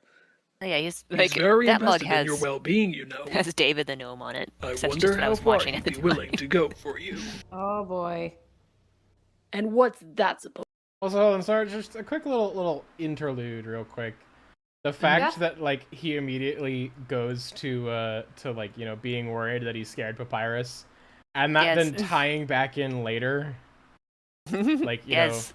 yeah, I like that. The fact that it ties back in later when he sleeps for days at a time, Yeah, exactly. and Papyrus is just shocked, like please, you're scaring me. Yeah. And then it's like, I've done this before. But I was like, do you? Because I don't remember you doing this. Oh, And that's Sans is good. like, wait a minute. Wait, do I? He's just actually confused himself. Return. My brother, is he okay? Aw, jeez, I must have scared him half to death. He's very invested in your well-being, I wonder how far he'd be willing to go for you. And what's that supposed to mean? No more talking. Come on. What indeed? Oh, brother, I'm sorry. I'm sorry. I tried to protect you. I really did, but Hey, bro, I'm okay. It's okay. I'm fine. Just calm down. I bet you did a great job. Whatever you did. you have to warn me before you do things like that. You scared me to death. Yeah, I'll make sure to tell you next time before I pass out for no reason. Alright? You better. So, like, this is another interesting one because I was doing them out of order. Like, you have this shot of Gaster, like, looking thoughtful. And the next one after this is another one I did very, very early on. Maybe, like, the third or fourth one. And so, like, if you'd been there from the beginning, like, you'd seen that. There was no context for it, but you'd seen that comic.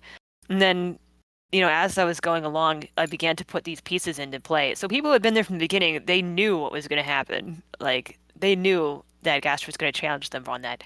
But if you're coming in later, like, you don't know at that point. Like, this is going linearly. So people who are reading from the very beginning got an interesting experience compared to others who did later, because they knew some things were going to happen ahead of time as I started, like, stitching everything together.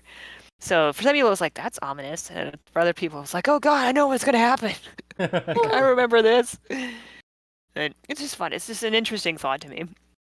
Like, if you read the comics in chronological order rather than the actual order they're supposed to be in. It's a different experience. That's the other interesting thing is, like, out of all the Undertale fan comics, I think this is the only one that was, like, create like with a storyline. I mean, that has been created non-linearly Yeah. into a linear plot. Like it was just Yeah. like random bits here and there that got strung together eventually by connecting tissue, and it was like Yeah, it was. it's like every other comic I've seen starts at their beginning and ends at their ending, and so it's Yeah. like to just see it come together, because it's like I didn't start reading it right at the beginning, but like Yeah. I was there fairly early, and so like I would see comic pages come out and I'd be like, oh, this is interesting, what the heck is going on? And then as things Yeah. started getting filled in, I was like, oh, that's what that was. Okay, that makes Yeah. sense. Yeah, that was a lot of fun. That was one of the really fun parts about the early section of this, where of course at the first I was like, that'd be a really angsty idea, haha, and then I just do it, and then later I set up a challenge for myself. I was like, well, no, now I've got to explain it. Like, how can I tie this into everything else? And I began doing the other comics, tie them all together, which is also a fun challenge in itself. So And I think that's it kind of yeah. Hmm? I Sorry, think go that's ahead. the other interesting thing is that because you created these disparate pieces and had to find ways to tie them together, like that kind of limiting factor, like really I think was a boon to your creativity in how you handled some of these situations. Yeah, that's like always like challenges like that. I like working within like little restrictions where like you have to be able to account for this, and this, because it just makes you think outside the box, I think, which I always really enjoy doing. So doing that It's to part of being myself, an artist, you gotta like make sure everything works. yeah. So I did it to myself unintentionally, but I think that actually really worked out for the better in the long run. Yeah, I think it made the comic a better product overall, and I think you did a great job Yeah. with that. And it made it a lot of fun to work on too, which is good Oh, I don't because doubt it's that. so easy to it was so easy to burn out on something if you don't want to work on it. So it was a lot of fun to be able to like speculate and have to figure things out while I was also working on it at the same time. So always keeping your mind busy. It was a lot of fun. I don't know if I'd recommend it to somebody else, but it worked for me. Indeed it did. Gaster's looking ominous. He's thinking. The old noggin's a joggin'. That's never a good sign with this idiot. Alright. No. Initial No, testing not. is complete. Yeah, All this magic one is readings are super consistent early. with established Oh, baseline. yes. High If you intensity pause it magic for a emitters second, have been like, successfully tested. Like, there's kind of a door on the right. You can't really see it very well because there's a balloon in front of it, but Oh, it has like that's the true lab door. True lab. Yeah. Yeah, it's a true lab door. I ended up not using those door designs in his lab, but again, this is so early. I was just went and used references from the true lab for that. And I think there's a server tower on the left, and you can see he already has his Black Mesa mug at this point, even though it's again this is very early. But yeah, like I just spent so much time on that door, and I ended up just covering it up. This is one of those things where I really needed to start planning around the balloons, because I would do like really elaborate backgrounds, and then they'd end up covered with balloons, and I'd be like, wow, I wasted a lot of time. So eventually, over time, I began being more careful with it. So I wasn't spending time on work that wasn't gonna even be seen, especially when they started taking longer and longer to do. So you really gotta learn how to budget your time properly. But anyway, it's weird to look back on this one. I think that this is the first one where Gaster talked, I think, because that's when I had to decide what font to use for him.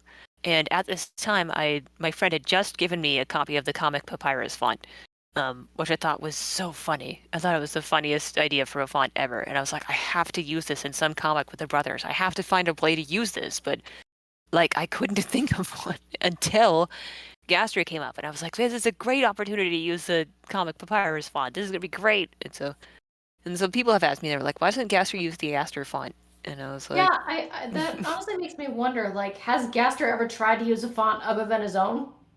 let's see. I'm trying to remember. I think skeletons can talk in other fonts, kind of like Oh. doing an imitation of somebody else, but certain quirks are gonna stick around. Like, I think I did a comic once where Sans and Papyrus were mimicking each other. Like, so Sans was talking in Papyrus's font, but it was still lowercase. And then Papyrus is talking in Sans' font, but it was still uppercase. Like, they're little, it's not a perfect imitation. Like, you can't imitate somebody else perfectly either, but, Also, I remember that at one point when they're with Asgore, they're reading up on skeletons, or at least Asgore and it said that skeletons with cipher fonts couldn't learn non-cipher fonts. Yeah, Gaster can't. Like, he can't speak in a normal font. He's constantly trapped in a cipher.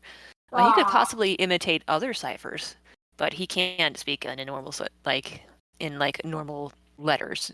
Yeah. That makes sense. I kind of feel bad for him because of that. I remember seeing that side comic when he got bullied as a child because of his font that he was speaking in, and like he couldn't help it. Yeah, it's not his fault. He was just born with that font. And also like Comic Papyrus because of course it splits into one font for Sans and one font for Papyrus. You know, he has like the DNA, I suppose you could say, of those fonts in him, and so they ended up passing on to his kids, even though that he wasn't expecting it. He's lucky enough that they didn't have ciphers themselves. Although they can speak ciphers, they can speak wingdings. I'd say that if I had to take a guess, that's probably down to them just being augmented, being exactly specially developed rather than being normal skeletons. Yeah, I've got all sorts of crazy things going on with them. But yeah, it was the first time I got to use Comic Papyrus. I think I even literally I left a note on this where I was like, finally a chance to use Comic Papyrus, and this is what I use it for. But then Mr. just Evil ended up. Man. Yeah, I ended up sticking with that font choice the whole way through. I think also I didn't have the Gaster font anyway, so whatever. I like the Comic Papyrus better anyway. I think it fits in more with the pixel fonts that the rest of them have. Well, at this point, the text is still aliased, so you can't really tell. Like, again, early signs. One of the early signs of early comics is when the text is still pixelized, or still anti-aliased, and all smooth looking. And later on, I switched to more. I turn that off, and they get more pixelized. But Right. Okay. That makes sense. Yeah, that's why the font looks kind of weird in different places compared to other places. But that's what you get when you jump around randomly. Fair enough. To make different choices. Tethered to the subject. Does that mean I did a good job? Now to determine the level of control and effectiveness of the blast. Once the specimen is deceased, the capsule prototype will be used to store the soul. What's that mean? You will follow directions. That sounds like I'm supposed to hurt something. The specimen will die, yes. I don't want to do that! Noted. Stand by. Carrier is in place. I always love that Vital response. signs Just are like, normal. yeah, I don't care. Subject 2, destroy the carrier and its contents. Is there something alive in there? Yes. I'm not going to attack that! It might get hurt!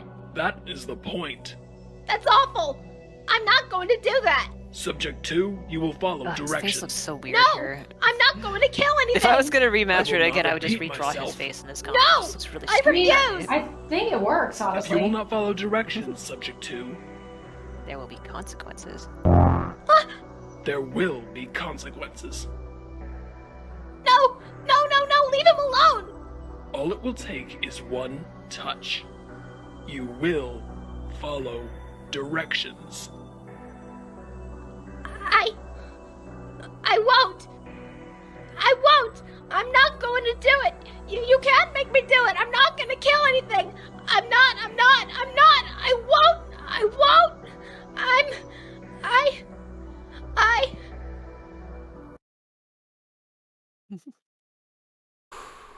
This is another one that was posted with no context. We I were like, what is never want to happening? kill What is anyone. this story? Never, Where is it? I want to read it. So- Ever. I know. So, Zarla, to be clear, I'm gonna stand up now. Did he actually kill it, or I know you kind of left it up to the viewers here, but and It was it meant probably to, doesn't yeah. matter because Gaster got erased and those EXP and LV got erased probably along with him. Mhm. But what do you think? It was meant to be ambiguous, but in actuality, there wasn't anything in the carrier. It was I fake. knew it. Here's He the was question. testing him. Here's the question, though. Did he attack the carrier? Hmm. Starla? It doesn't help. Honestly, I'm Hmm. gonna go with the option that I think he did. That's, I mean, like, the situation was stressful enough, but the way he's just breaking right now, like, Yeah. I'm sorry, that seems too much. Like, there wasn't anything in the carrier, but I think he attacked it because Yeah. he was just so afraid of Sans actually dying. Yeah, because he's he couldn't. very upset. Yeah, he's very upset about it. Hmm. But Gaster didn't put anything in the carrier. There wasn't anything alive in the carrier. There was like I think if I remember, there was kind of a decoy in there. Like, what if he That- just like put? I mean, what if he stuffed the carrier with like a bunch of bones or something? I think I was picturing like a little plush toy that had like a little voice box in it. What about like a mini Gaster blaster? Like just a mini Gaster blaster just to mimic being alive. Yeah, there's something that would move around and make noise, so it looks like it's alive. That seems kind of appropriate. Oh, so that's Yeah. a very interesting point. So we talked about this last time, but in the Starbot/Fade version of this dub, there's a scene that was added by them Yes. that doesn't Yeah. exist in the original comic, where Gaster goes to buy the thing in the carrier from the pet store. And Yeah. so Does he beat the Cyanacora crap out of said, it? so Like, Starbot in made that their whole scene, does he beat scene the crap when out of there it? wasn't even an animal in there. And it's Yeah, like, exactly. That's so Yeah. interesting. Yeah, it's really weird. And like I remember I was was such watching a- I was watching the dub and I was confused when the scene came up, and then knowing what I knew about it, I was even more confused. It was such an Like, out of left field scene. yeah, it was very confusing to me, and like and it just raised a lot of questions. And yeah, and then it sounds like he beats the animal at the end, like Yeah, for, I remember that. And I didn't like that at all. I didn't like that. yeah. And it's weird to me to think like people who mostly watched the Starbot dub might think that that's canon. Like It's they not. like Yeah, Yeah, I think, like- I think it actually confused a lot of viewers back then, because it made them actually think that Gaster did buy a live animal only to have Papyrus kill it, and that's deceitful, man. yeah, like that's Zarla, not what's haven't, going on. haven't you gotten asks before asking, wait, where's this scene in the comic? And you were like, that didn't exist, that was them. Yeah, exactly. I have. I think I did get some. Like I was reading it, and where's the scene where he goes to the pet store? And I'm like, that's not. That never Starbot, happened. Jade, you liars! That never happened. And if you see that, it puts the entire thing into a completely different light, because it's one thing if Gaster's playing weird mind games with like a plush toy, and it's another thing if he is actually buying a live animal and then beating it and then making Papyrus kill it. Like those are two very different things. They would It's give like- you very different looks on his character. But you know, It's like, that's the What can you interesting do? thing. It's like, both are awful, but I don't know if there's really a point to adding animal abuser to his Yeah. repertoire of stupid no, choices. It was- no. Like, yeah, it look, was so weird. I wonder what the thought process was behind that. You know, like I wonder what made them want to add that in there. I guess to solve the mystery of what was in the carrier, but it was always kind of meant to be Probably- ambiguous. so- probably, but there was nothing in there. It could have Yeah. also been to pad runtime. Who knows? Yeah, that's true. That's true. Because Like, one of the I've things done about it that, before. yeah, because one of the things like, and there is no art on that point. It's just audio, like of the snow, which is very weird compared to the rest of it, of course, because there's always art to go with everything else that happens to the story. But for that little monologue at the store, there's nothing, because it wasn't in the comic. You know, I don't know. It's just one of those things that makes me like that sticks to my mind about the dubs. Like, I think that's the most major change. The other one I could think of was the Russian dub. They just resorted the comics. They just put them in In a different new order. order. Yeah. Yeah, and I guess because it made more sense to them. And I was like, that all right, that's fine. It's still the Yeah, comic. whatever so, but floats your boat, I guess. yeah, they didn't add anything like that to it though. I think Starbot was the only one that added like a whole scene in there, which is still a very It's odd just, choice. You to me. know, no, it's not Animal- necessary. Animal abuser Gaster isn't real. He can't hurt you. I mean, he can hurt you, but not because he's an animal abuser. It's true.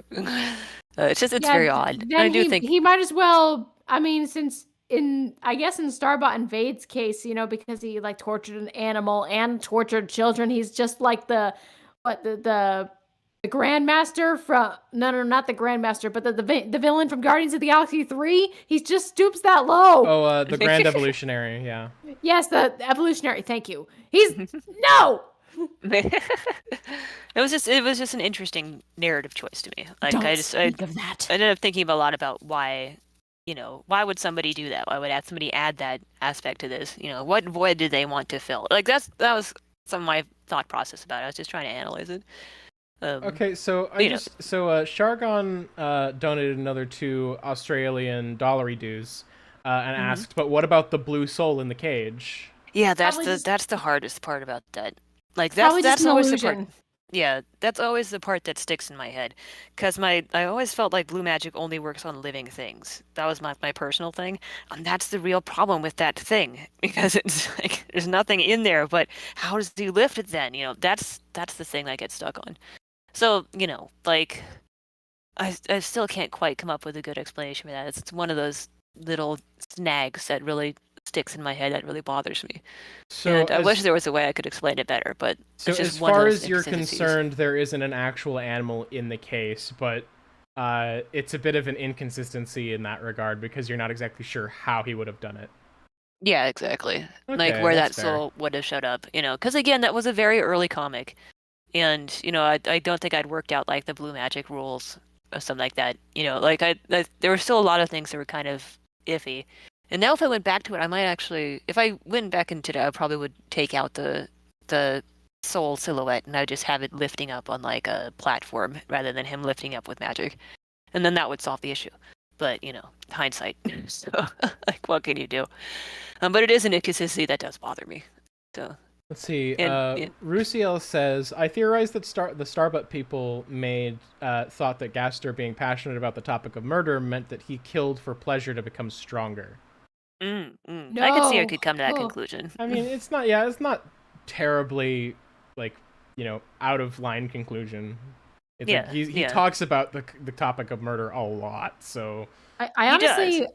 I honestly kind of wondered if, like, this was my mindset back then, but I wondered if maybe he killed one of the fallen humans before Frisk came down. A lot of people wondered about that too, actually. I Oh, think that was- reminds me. That reminds me, actually. Like, this goes into fan fiction territory, but not deep into fan fiction territory.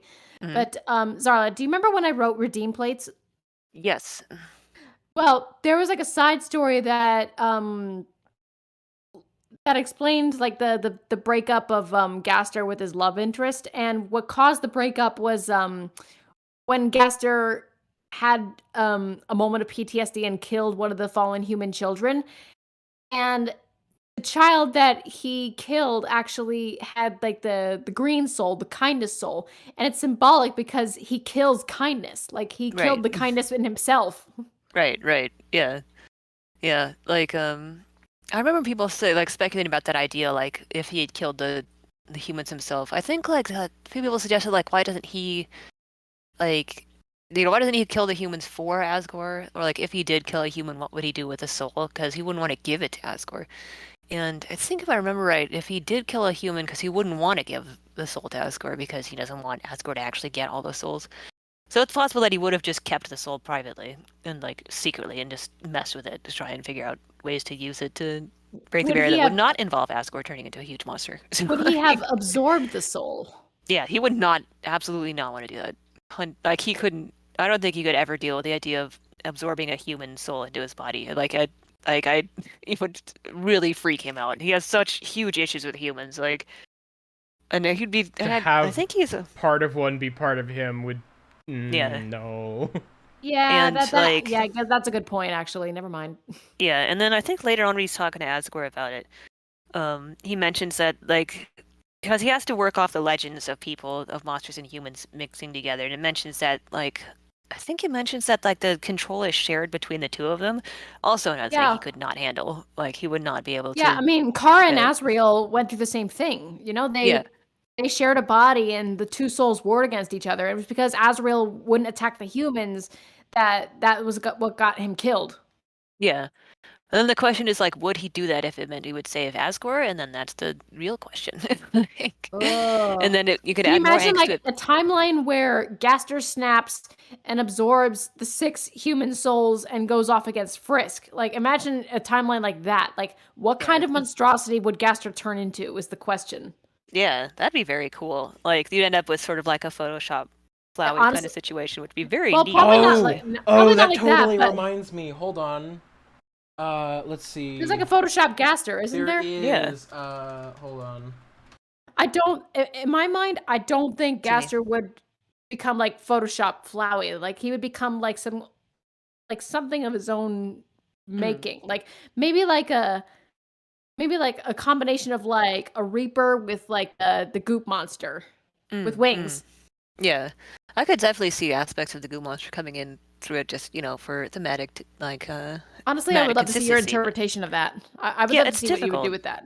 Yeah, it's hard to we have few reference points for monster fusion, I guess. We have Photoshop Flower and you have Asriel, and then apart from that, we really don't know let's much about. face it though, Photoshop Fly was kind of messed up. I love that. That was so good. That was such a I mean, good it's such a cool reveal. sequence, but so unnerving at first. Like, Yeah. what the heck was that? Yeah, that was the point, and that was so good. But I and remember then, letting out an audible scream when I first saw Photoshop Flowey. I was like, "Oh, what the heck is that?" yes, it was so good. I love that the whole game had been in black and white and it's very simple pixel art until that moment, and then Flowey just Oh. annihilates you, and you're just like, oh my, what happened? It's so good. It's so well done. But then you have the question of with Gaster +6 end up Flowey, Photoshop Flowey with Gaster +7 turn more into Asriel. There's a lot of unanswered questions about how the actual fusion mechanic works, and so which direction do you take it? I don't know. The angstiest solution, of course, would be if Gaster wanted or kept telling himself to absorb a soul and do it, but he still couldn't do it, so then he could just hate himself even more for being a coward. Then you just, angst spirals, of course. But, there's a lot of potential things that could have happened, I guess. There's a lot of ways things could have gone, which are very interesting. When we were reaching the conclusion of Handplates, when and this was before the barrier broke and everybody finally made it to the surface. But there was a part of me that was worried that maybe we would get to the point where everyone was meeting up with Frisk, right before Flowey attacks, and that maybe somehow Gaster would snap and take the souls somehow, and then that's how the story would go. But I'm glad that you went the route the way you did. That would have been crazy. That would have been nuts. You mentioned when Flowey grabs everybody. I remember that little side comic where Flowey grabs everybody and Gaster's just screaming nonstop. They just and Flowey would be just like, God damn it! I'm 5 minutes too late. Just quiet. I'm trying to do my speech here. I can't find it. But basically, there was this. Because Gaster was screaming in the background, yeah. There was this battle edit with music. There was this battle edit with music where basically it's Gaster absorbs the 6 human souls, and it's a genocide root situation, and he shows up as Omega Gaster, and it's the same build up and everything like that, and then he appears, and then the voice line from that text to speech says, "It will be your fault." And then it's and then the music kicks in, and it's the most insane flippin' battle edit I've ever seen. Can you send me a link to that? I can't find it. I'm trying to look for it, but I can't find it. Okay. If you find it, send it to me because I want to watch that. I will. No pressure. Yeah, before we move on, back in 2017, I finally decided to do a genocide run, but only to get to the Sands fight and see how I'd fare against that. But during that journey, I actually got to have the Grey Door, and I got to see Gaster. Oh, really? Wow. I did. It was such a unique experience, and I took a photo of it, and I unfortunately lost the picture. But I was doing the playthrough. I was walking through Waterfall, and I was, doing genocide. Guys, don't judge me too harshly for that. But, but yeah, I mean, I think it was after I got away from Undyne the second time, and I was going through, and surely enough, the Grey Door appeared, and I walked in, and there was Gaster. And, I could walk through him, and I was, freaking out, the whole time. I was grinning ear to ear, and I just couldn't believe it. Oh, my God, it's Gaster! I finally got Gaster! And then, he went away, and that was it. And it's never happened again. It happened that one time, and that was it. Yeah. I looked out for that door for every single playthrough that I've done afterwards. It never appeared. It was just the one time that I was doing the genocide run, and that was it. I'm glad you just got lucky. I'm glad that Toby eventually decided to implement the fun values for Gaster and the followers as an actual thing. Yeah. Because it used to be that you could only access them by editing the files. Yeah. I think it was just a typo. Because it's really just a matter of fun being capitalized or not. And I think he just forgot. I don't think it was intentional. Because I think that was fixed in one of the early patches. But, it added an interesting element to the whole thing. Because the only way you would ever find Gaster is if you knew outside information about how to find him. Like, you never run into him by accident. Like, you had to know how to edit the file to make him appear, which I always thought was a really interesting aspect of it. I Which is honestly, in the case of Deltarune, like with the game that we've been getting from Toby, I honestly hope that we get to learn more about Gaster. Like, I know that he's like still a figure of mystery right now, but if we could learn more about him in like the Deltarune universe, like that would be fantastic. Like I've been dying to learn more about him ever since entry 17. Yeah, I'm sure it'll come up. Like, I hope so. I think the odds are good. It's like he's been hinting at Gaster for far too long for him not to at least have some involvement in the Deltarune plot. Yeah, I think the odds are good that we'll see more of him in Deltarune. I don't know how much more, but I have a feeling we'll see more of him as it goes along. Which will be interesting to see how that plays out. Very, very interesting. What do you two think? And little did we know at that time. It's fun to look back at a lot of the mysteries of Undertale and realize a lot of it was foreshadowing for Deltarune. Be like, oh, that's what that was about. When you're like theory crafting in a void, you have no idea. There's no way you can guess.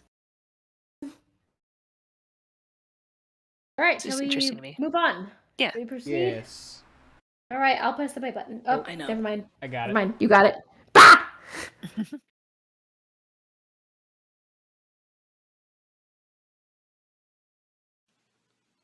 Why are you trying to get my brother to kill things?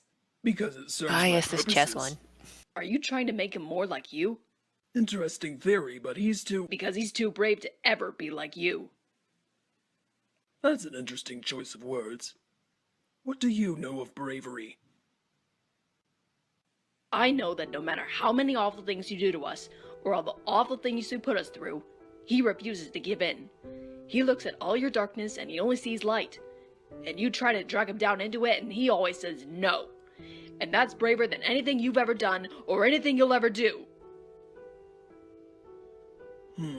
Yeah, it's just like, So tell me, Yep. what would you do? What? What would you do if someone tried to kill your brother? Would you fight to save someone you love? Or would you let him die to stay true to some imaginary ideal? What would bravery be then? Pacifism is nice in theory, but not so easy when it gets others killed. Others you could have saved, had you acted. thinking about himself, obviously. You were worthless in battle, but if you had the ability, if killing gave you the ability, Oh, sorry. would you kill? Here's that pose from the genocide video. Yes, it's the exact same What matters pose. more to you? Yep. His It's one of my life favorite callbacks. or his ideals? His life or his ideals. you That do? same issue coming up again. Oh, and the flippin' drop on the music there at the perfect time. How far would Oh, you go? the parallel of the flippin' hand. This is so And good more to watch. I important, love this. If you killed someone to protect him, do you think he would forgive you? What would bravery be then? Oh, and that's another thing.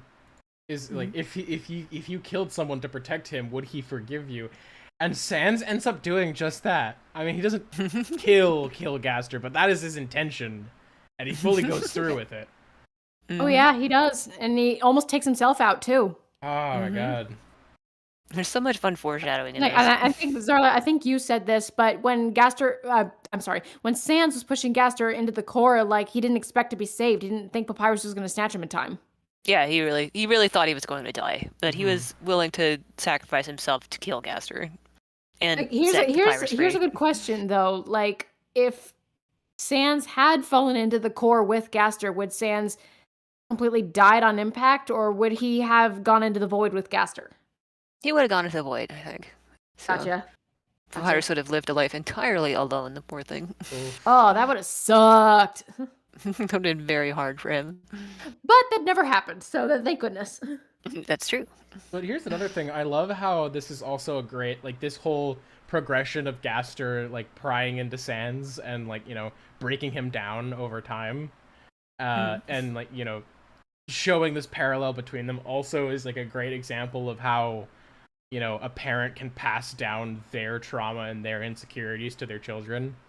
It's like it's because Sans reflects so many of Gaster's like own insecurities and his trauma. He does, and like that bothers Sans too. It's interesting because they're both like a reflection of each other. They both mirror each other, and I don't think either of them are particularly a fan of that.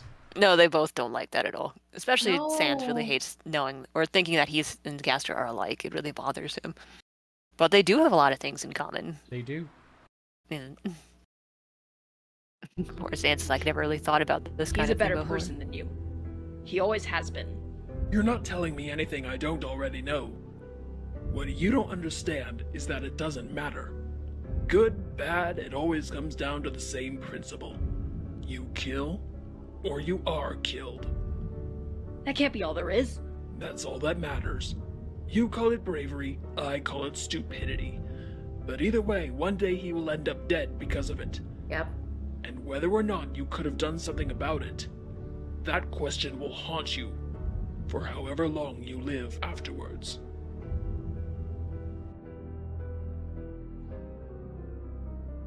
You need to make sure you can live with your choices.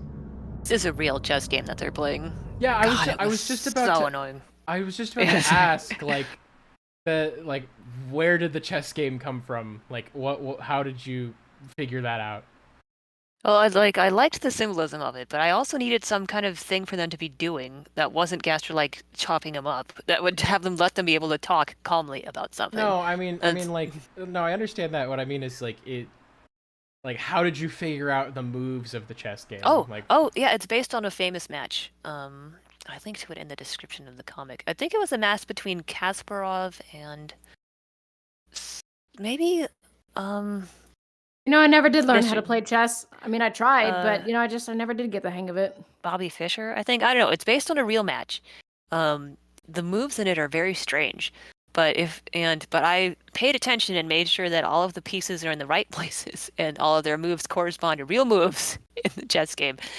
So it is accurate. And God, it was a huge pain to do. Like, because I had to do so many different angles of the chessboard and I had to keep track of what piece was where. And blah. But I think, Black did win. It was a very weird game, I think, if I remember right. Was unusual, I guess, in the terms of how it ended, or how many turns it took, or some of the movements were strange. I'm not sure. It was a weird game, and I don't remember exactly why. But it is a real game that they're playing. It's a very high level one, but it is a real game that they're playing. It was fun to write the script for this one, knowing I knew at this point I knew all about Gaster's deal, so I knew a lot of this was also his personal views on it that was informed by his own personal trauma about these kind of choices. But nobody else knew that at the time, so it was fun to be able to set this up and be like, oh yes, later on you'll see why he's saying these kind of things or why he feels this way about them. And then it foreshadows a whole bunch of other stuff as well, which is also fun. It was a satisfying comic to do. All it took me a million years. It took ages to do this one. Stupid chessboard. But sometimes you just gotta put in the work and just settle down and do it. I always love a good chess scene where it corresponds to the state of the conversation. Yeah, it's outlining the battle of happening within, because it's that's the thing is. The scene itself is a conflict within the overarching conflict, and so it's the chess scene reflects that, and I think that's pretty cool. I always like it when I see that in shows or movies or comics like this. Yeah, I love that. It's a lot of fun, and I know a little bit about how to play chess, so I can understand the basic concepts of it. And I figured it'd be a way to test Sans's IQ, and it'd be fun actually just to play a game against him. Papyrus can't figure it out. But Gaster can play with Sans, so and Gaster likes framing it as an IQ test, but he does just like playing chess. It's fun. It's challenging. It's finally somebody I can play chess with who's almost at my level. Yeah, Asgore's no good at it. Oh, jeez. Was Toriel any good at it? She might have been pretty good at it, I think. I don't know if she was that into it as much as Gaster would be, but she could play. And Alphys could probably play as well.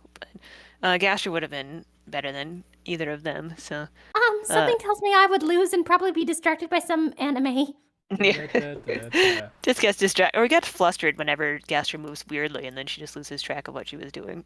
But, you know, him and Sans are more matched, so that's way more interesting for him. And then, of course, they can just talk about stuff, too. Which, of course, is only for experimental purposes, and not because he's talking to them like other people. Not because he's horribly, cripplingly alone. Yeah, exactly. And needs They're some just things form and of not people. socialization. Exactly. It's like, what They talk about these socializing with things? No, he would never. No, of course not. He doesn't have to talk about any of this stuff. He just knows. It doesn't bother him. He's got it all on lock. Totally. 100% stable, this guy. No emotions at all. Creepy, creepy. The next one. Brother? Brother, Oh, have yeah, you this seen one. my... Brother! What? The cube! You ruined it! I was working on that all day! Oh. Oops. I didn't know you were doing a thing with it. Sorry. It was a spiral, right? Give me a sec. No! There we go. Fixed it. Here. Ugh! I don't even want it anymore! Come on, I said I was sorry. Don't sulk. He's Papyrus, sulking. no, I'm gonna sulk. You can't stop me. No talk, I'm angry. Yes, exactly. He's I an think it's 'cause angry, somebody silly was- boy. Yeah, I think this is because somebody was asking, like, do they ever fight while they're in there? And it was like, yeah, Hey, there's just little here. sibling fights every I now and reset then. it for you. I'm not stupid! I didn't say you were. I'm not stupid! I'm not stupid! My puzzles are really good! They're really challenging and smart and good! Really Don't I always say internalizing that? those bad words, Aw. those bad thoughts from Yeah. Gaster. Don't let him get to you. Yep. Okay? We both know you're not dumb. Sorry for messing up your puzzle. And then don't let him get to you comes up later, too. Mm. Yeah. We'll just have to make a harder one next time.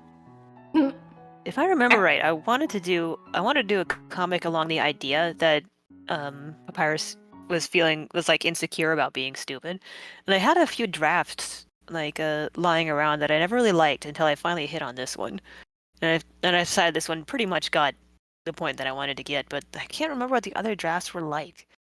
I'd have to go through my file, but I think it might have been it might have involved Papyrus playing a game or trying to do like one of the tests, like an IQ test, and struggling with it, but I could never find an ending. Like, so it just kind of rambled off a little bit, and I was like, I don't know how to end this scene. And then I finally came up with a script instead. I was like, oh, this is much better. So I just went with this instead. It's just one of those things where, like, there's a whole bunch of drafts of things that just never ended up coming up, or never came to be that I still have in all my files. But Where I was also- like, oh, wait, this is way better. But also this comic, Papyrus at the Fandom. He's not Yeah. stupid, guys. Stop acting like he is. Not stupid, I just think different. It's like, oh, honey. It's true, you're not stupid. Oh boy. Poor thing. He Um. goes through a lot. Anyway, we're at about 2 hours now. In fact, we're at 2 hours 10 minutes. And Busy. I'm Thoimsty. Shall we take a break for about 5 minutes? Okay. Yeah, sure. Sweet. Okay, let's get the tunes rolling. Let's get the stream break started. We'll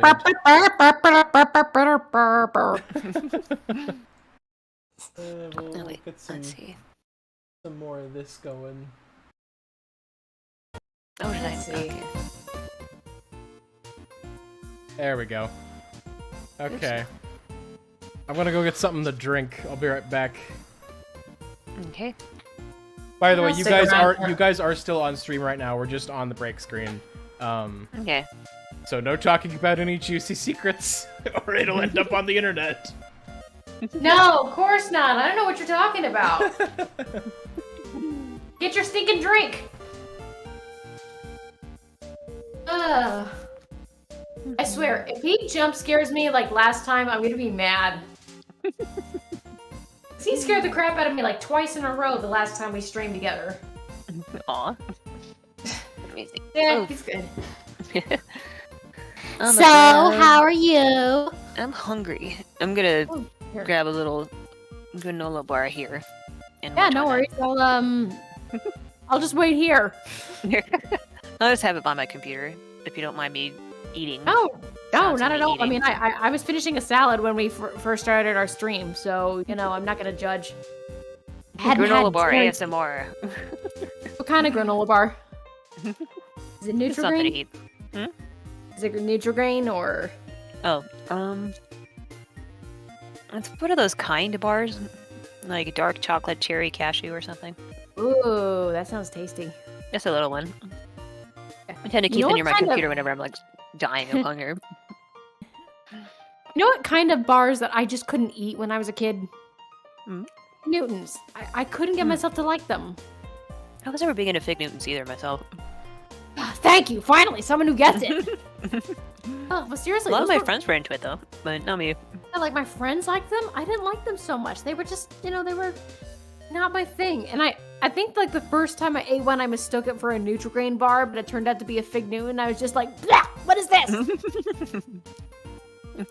Just not No. into it. It's not into figs, I suppose. Yep. Nope. God, come to think of it, I haven't had any of those in like decades. That's what it feels like anyway. Anyways. I think I did get some figs, or maybe it was dates at some point, just out of curiosity, because I don't think I'd ever eaten them, and I wasn't that into them. They were bad, but I don't know. Expected something different, I suppose. But Hang on a second. I'm just looking at the comments coming through the top chat, and and Cyanic Core says, right, Phoenix, the middle character is yours, right? Yes, it is. That's me. And Zane colored that in for me. So thank you, Zane. I've been meaning to ask because it looked very familiar. Yes, that's me. That's me. But yeah, there's that. And by the way, Zarla, I've always liked your fox avatar. What's the story behind that? like, I came up with her when I was really little. I love her. like, She's cute. Yeah, she's changed very little from when I first drew her. Like, I don't know, I was a little baby, kind of like, intrigued by furry stuff, but I didn't really understand what furry stuff was at that point. like, I read a lot of Redwall books, liked books about anthropomorphic animals, cartoons about anthro animals, Oh yeah. just liked all of that. And I liked foxes, and I think, this is gonna sound weird, there was this cartoon, I think. Now, they did very short little shorts, and it would show sometimes on, like, Nickelodeon, I guess. It's called, like, WAK, it'd be, like, W-A-K. And it was, like, I forget, it's an acronym. But it was, like, a little team of, like, a kangaroo, a panda, and a fox. And, and the little fox girl, I really liked her. I thought she was really cool. She had a gigantic tail, of course, which is a big plus for me. Of course, a fox yeah. just has to have a floofy tail. Yeah, exactly. So in the end, I ended up I had like a number of like furry characters back in the day, and I had a whole stable of them. They were all pretty much the same, but I can still remember them. There was like a mouse, there was a bunny, there was like a skunk, there was there were just different species, that kind of thing. Tiny Toons, like God, skunks. yeah, like not a lot of cartoons with little animal people, like at that time. And eventually, and I also like Sonic the Hedgehog too, which also helped. Hey. And eventually, Sonic. Sonic was like a big. I think Sonic was like a big influence on Sonic and like an anime called Slayers were a big influence on me back in the day. I think I remember because I moved Zarla into like the old school Sonic style, and she moved really easily. I was like, oh yeah, her design is very reminiscent of theirs. Yeah, robots have always been my influence, honestly. Like Yeah. robots, cartoon characters. Like I sometimes like to joke around and tell people that I was raised by cartoons. They leave imprints on our souls, on our minds. Yeah, Really. for sure. Shargun, I imagine you're still here and probably listening to this, but Transformers Cybertron was what got me into the science fiction genre. Ever since then, I've always had a fascination with like robots and AIs and just science fiction in general. It's just it's just always been a sanctuary for me, you know?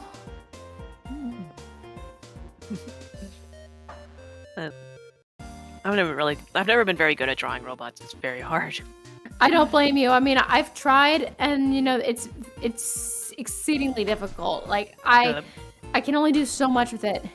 Is that you moving around, or is that Zane about to jump scare us? I'm just eating my bar. If that's making noise. So, Should be empty. It sounded like a chair squeaking or something, but There he is. it's me. Hello. hello, thank you for not scaring us again. More to the just point, talking thank you for about not avatars. scaring me again. Drinking tea. We're just talking about Nutrient bars and cartoons. Among Talking things. about what I now? know, Nutrigrain bars and cartoons. Two completely different subjects. Together or? Separately. I just ate a granola bar real quick. Like, you know, cartoons are great. But you know what I want to see more of? I want to see more product placement for specifically Nutrigrain bars. That's what I need in my cartoons. I'm getting the big butts. Buy Nutrigrain bars now. On sale. But yeah, just talking about personal avatars. So remember, we get our 10% cut, right?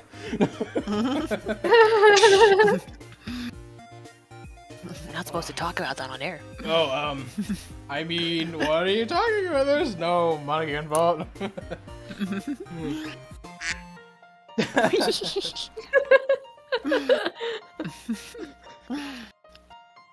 I'm gonna use that sound effect every time there's like an awkward moment or in the stream. The crickets one is also good.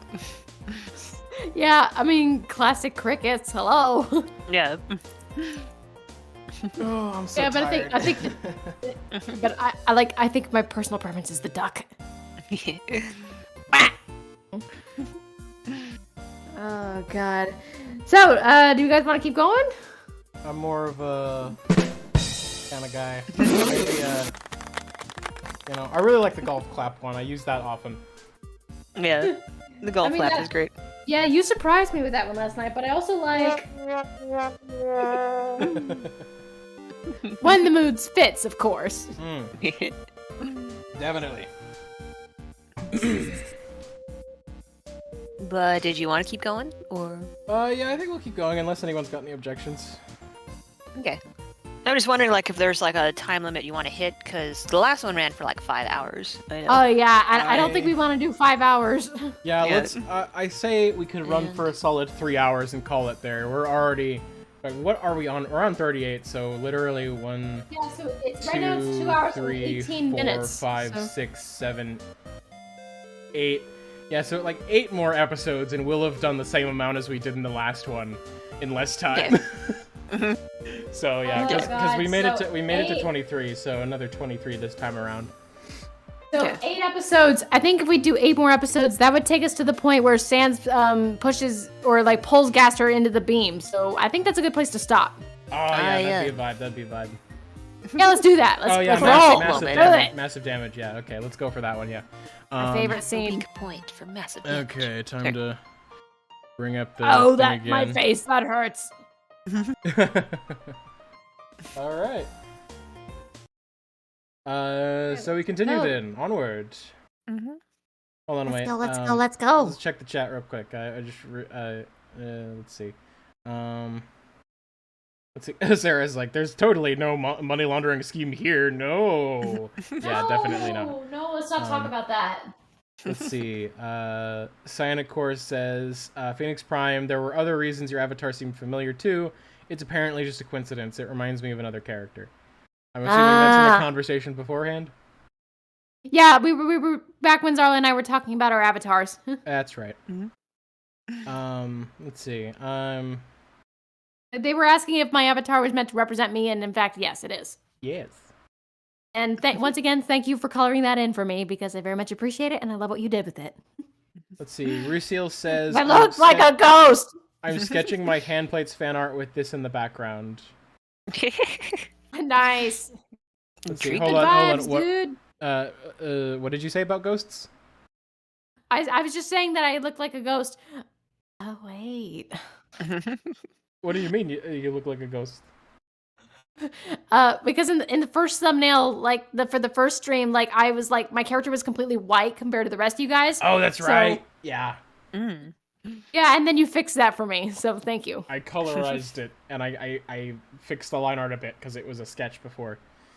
And speaking of ghosts, I actually do have a ghost story to like kind of share with people at one point. I mean, I don't know if we want to save that for when we're finished with massive damage, but Oh yeah, that's right. You were mentioning that last night when we were setting up. I the live was, stream. yes, but yeah, Zarla, I was telling Zane last night that I had a ghost story to tell, a real one. Okay, yeah, we'll save that to the end then. Yeah, let's save it for the end. Like, Okay. kind of a nice spooky way to begin the fall season, I guess. Let's continue then. Yes. On with the show. Oh, Yeah, this How's is your like I training knew go? that at this point that blue magic was coming up. Like I had that planned Eh, for like a while. same as So these always. two were just like little You know silly me. one shots, and I was I'm the like, best just gonna at being enjoy them disappointing. before it Don't happens. worry, The brother. scene, the scene, the We'll get scene. better Oh, I love this someday. scene. Oh, Did he that's give right. you one of the laser thingies? Enjoy the fun before the hell Oh. strikes. Yeah, but it didn't do much. I guess it was kind of funny to see the look on his face, though.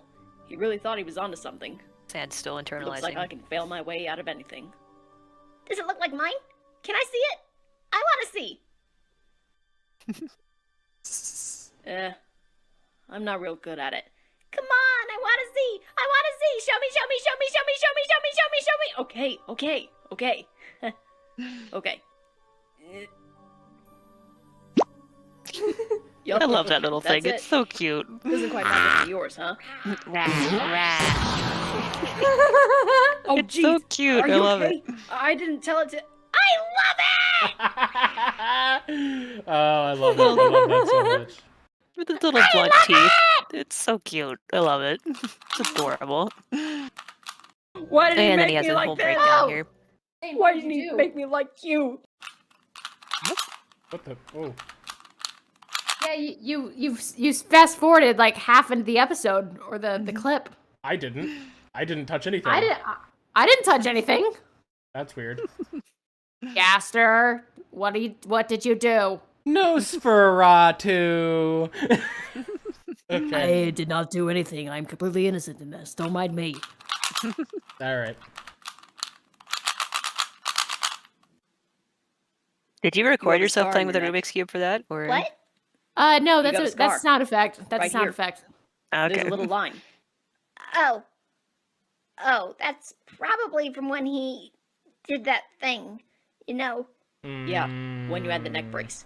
Oh. It's my Yeah. fault it didn't heal right. Well, that's a pain in the If I was neck. better at healing, I could have fixed it. Oh no, brother, don't think like that. You did a good job. It's just that with your condition. My condition. He messed up when he made me. That's my condition. He messed up and now I can't do anything right. I'm not good for anything. That's not true. Let's face it, I'm not supposed to be here, okay? I'm a mistake. I'm a prototype. I'm spare parts, whatever it is. It's real obvious I'm not like you or him, so let's stop pretending, okay? That's not true, brother. You're not a mistake. Pointing to the fact his Why face would does he not look attack like you if you're a Gaster or mistake? Papyrus. To use against you. That's the only thing I'm good for. Everything else, I can't even heal you right. I can't help you, and I want to, and I can't. Why did he make me like this? Why didn't he make me like you? Then at least I could protect you. I Damn. could take some of it for you Ugh. instead of. Brother, listen. Performance is excellent. Look by at the way. me. Oh, thanks. What do you always tell me about him? Don't let him get to you. That's Uh-huh. right. Oh, You don't think I'm stupid, you do brought you? it back around. No. Ah! And I don't think you're worthless. It doesn't matter if you mean nothing to him. You mean everything to me. You're what keeps me alive. Never forget that, okay? It Oh, doesn't yeah, like matter the- what he says. He's Actually, wrong. hmm. I'm the smartest monster in the whole underground, and you're the strongest, and someday we'll prove it to him. I know it. Oh, Just like don't give up. there's that shot of like Sans' eye glowing, and it's kind of blue and kind of red, and it's actually supposed to be kind of blue and orange, like he's glowing Papyrus's color as well. So they're just kind of mixing at that point. Yep. So it's kind of he's drawing comfort from Papyrus at the same time while he's kind of comforting himself. It's like one of those little kind of what's the word I'm looking for? Kind of like a familial support kind of feeling, like a gesture, like a I don't know, like a not intimate. That's not the word I'm looking for, but like an emotional gesture. He's Like reflecting. just between. He's reflecting him emotionally. Yeah, something like that. But that's why he's glowing Papyrus's colors. Well, they can technically glow each other's colors if they want to, but they always go back to their natural colors. Because I never decided what blue and orange meant. Like, Yeah, I knew the other colors, but I remember someone in chat saying that they thought that you had made a post saying that blue was curiosity and like orange was like courage or something like that. yeah, I think I might have speculated about that, but I never decided on anything for sure. Gotcha. Like it's always I couldn't just never, I could just never decide on any one thing I wanted it to mean. I just couldn't pin it down. So those are the only two colors I couldn't tell you something like a meaning for. But Fair enough. they can glow each other's colors if they want to. You can glow another skeleton's color to try and comfort them. Also, so like if they were. Sorry, go ahead. Sorry. Go ahead. You're not done yet. Oh, like if Gaster was freaking out, and then you could glow yellow at him to try and calm him down, that kind of thing. So it's like another way you can use eye glowing to like communicate and calm each other down, that kind of thing. Mm-hmm. Although Gaster would never, Gaster doesn't like glowing around people at all. But it's something along those lines. Also, Never could decide it. Yeah? Fun little thing. I like how this is another example of Papyrus being correct without meaning to. Yes. Where Yes. it's Oh, like, yeah, it's that's like right. Sans does, it's like not like literally, but he does in a way become the strongest monster in the underground.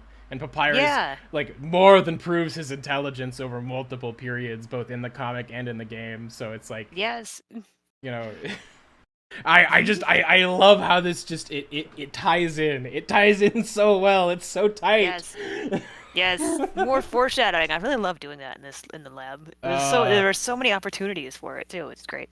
I love seeing a tight story come together. Yeah. The one thing so tight. Yes. The one thing about this, some people ask like, how do they know what the underground is? Did he explain it to them? And like, the thing is, like, the phrase I wanted this, of course, the phrase would be the smartest monster in the whole world, but they don't know what a world is, and like, and you can't really say in the whole outside because they aren't outside. Like, what is the word they use for the world that they're aware of? And the only one I could think of was underground. Mm-hmm. So at some point, Gaster must have just mentioned it or explained basically what that was to them. But it's always a line that's. Well, I don't mean to interrupt, but I'm just looking at the chat again, and I don't mean to cut you off, and I apologize. But Sharkon says, this is inspiring me to attempt to draw again because I'm bad at it, but it's fun to draw. Yeah, Sharkon, you keep at it, okay, dude? You got this. You go ahead and draw to your heart's content. Hey, yeah. Like, skill is of no consequence. Everyone starts off with little to no skill. It's about working it. The more you do it, the better you get at it. The more you learn, the more that you absorb, the better you get at it. It's like you're not gonna. The practice makes the perfect. Exactly. Mm-hmm.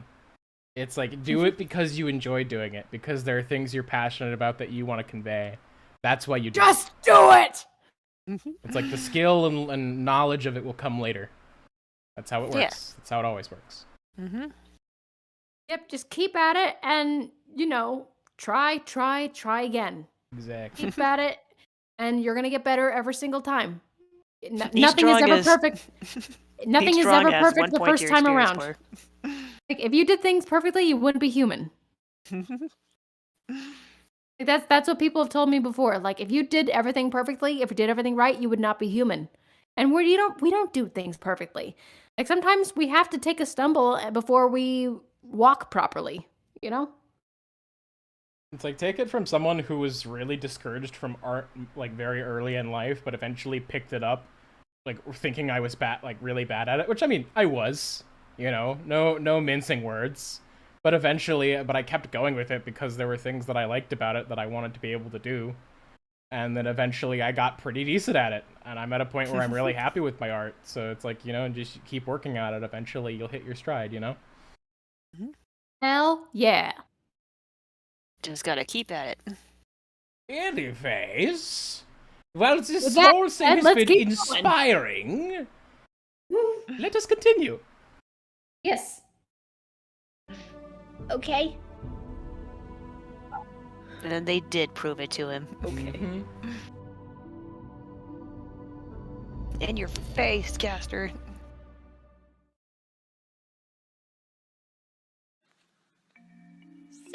Ah, the Yeah, blue magic skeletons, one. right? This is You where and the me? fun begins. And him. Mhm. Yeah. So he can make bones, and we can make bones too, right? Oh no, Uh-huh. yeah. So, do you think we can do the other thing he does? Where he grabs you and picks you up with magic? Oh. Huh. Now that you mention it. We're all skeletons, right? I love how Maybe that's Papyrus something is the one to skeletons think can of do. this. He's Maybe. smarter than What, you wanna Gaster try? gives him credit Yeah. for. Exactly. won't know unless Sans we didn't try, even right? like think about it. Didn't even occur to him. Guess so. So, how do we start? Well, it feels like he's grabbing your soul and holding it. Try putting your hand on my soul. Why you first? Because I won't die if something goes wrong. Put your hand on my soul. Okay. Santa's like, yeah, okay. Now, do magic stuff. I don't know, I'm not too good at magic stuff. Whoa! Oh, it's working. Wow, It feels weird, right? yeah, it's not cold or big or scary. It feels, familiar? Like it's my magic, but not quite. Yeah, it's like mine. Which implies that but more? Gaster's, it This is feels so cold weird. and big and scary when Gaster Okay, grabs so them. try Mm. closing your magic around me. See if you can hold on Because to he's me. the only reference point okay, they have for okay. it. You're doing it! Look, you're doing it! Look at it glowing! Wow! You doing okay? Yeah, it doesn't hurt or I anything. always like it that just face on feels Sans. kind of heavy. Oh, try to pick me up. What? Come on, pick me up. There's no way. You're too What? heavy, bro. He What? picks me up all the time. He's stronger than me. Come on, at least try. Maybe I've been trying this whole time and you didn't even notice. Really? Nah, I'm messing with you. Brother! Fine, then maybe I'll just pick you up. Wait! Whoa, Whoa. what's happening? I This don't loop know. is interesting, I actually. feel kind of Like, it's because they have fuzzy. the same structure of their souls, like the artificial blurry. structure, Mhm. and setting this up does make a feedback loop, Okay, like maybe- Sans says, and you maybe can I see won't like pick you up. their Yeah. dialogue tails Maybe at that we point are shouldn't do it looped like that at like the a same time. helix. Like they're all Felt like we kind of had a speaking loop at the going same there or time, sort something. of.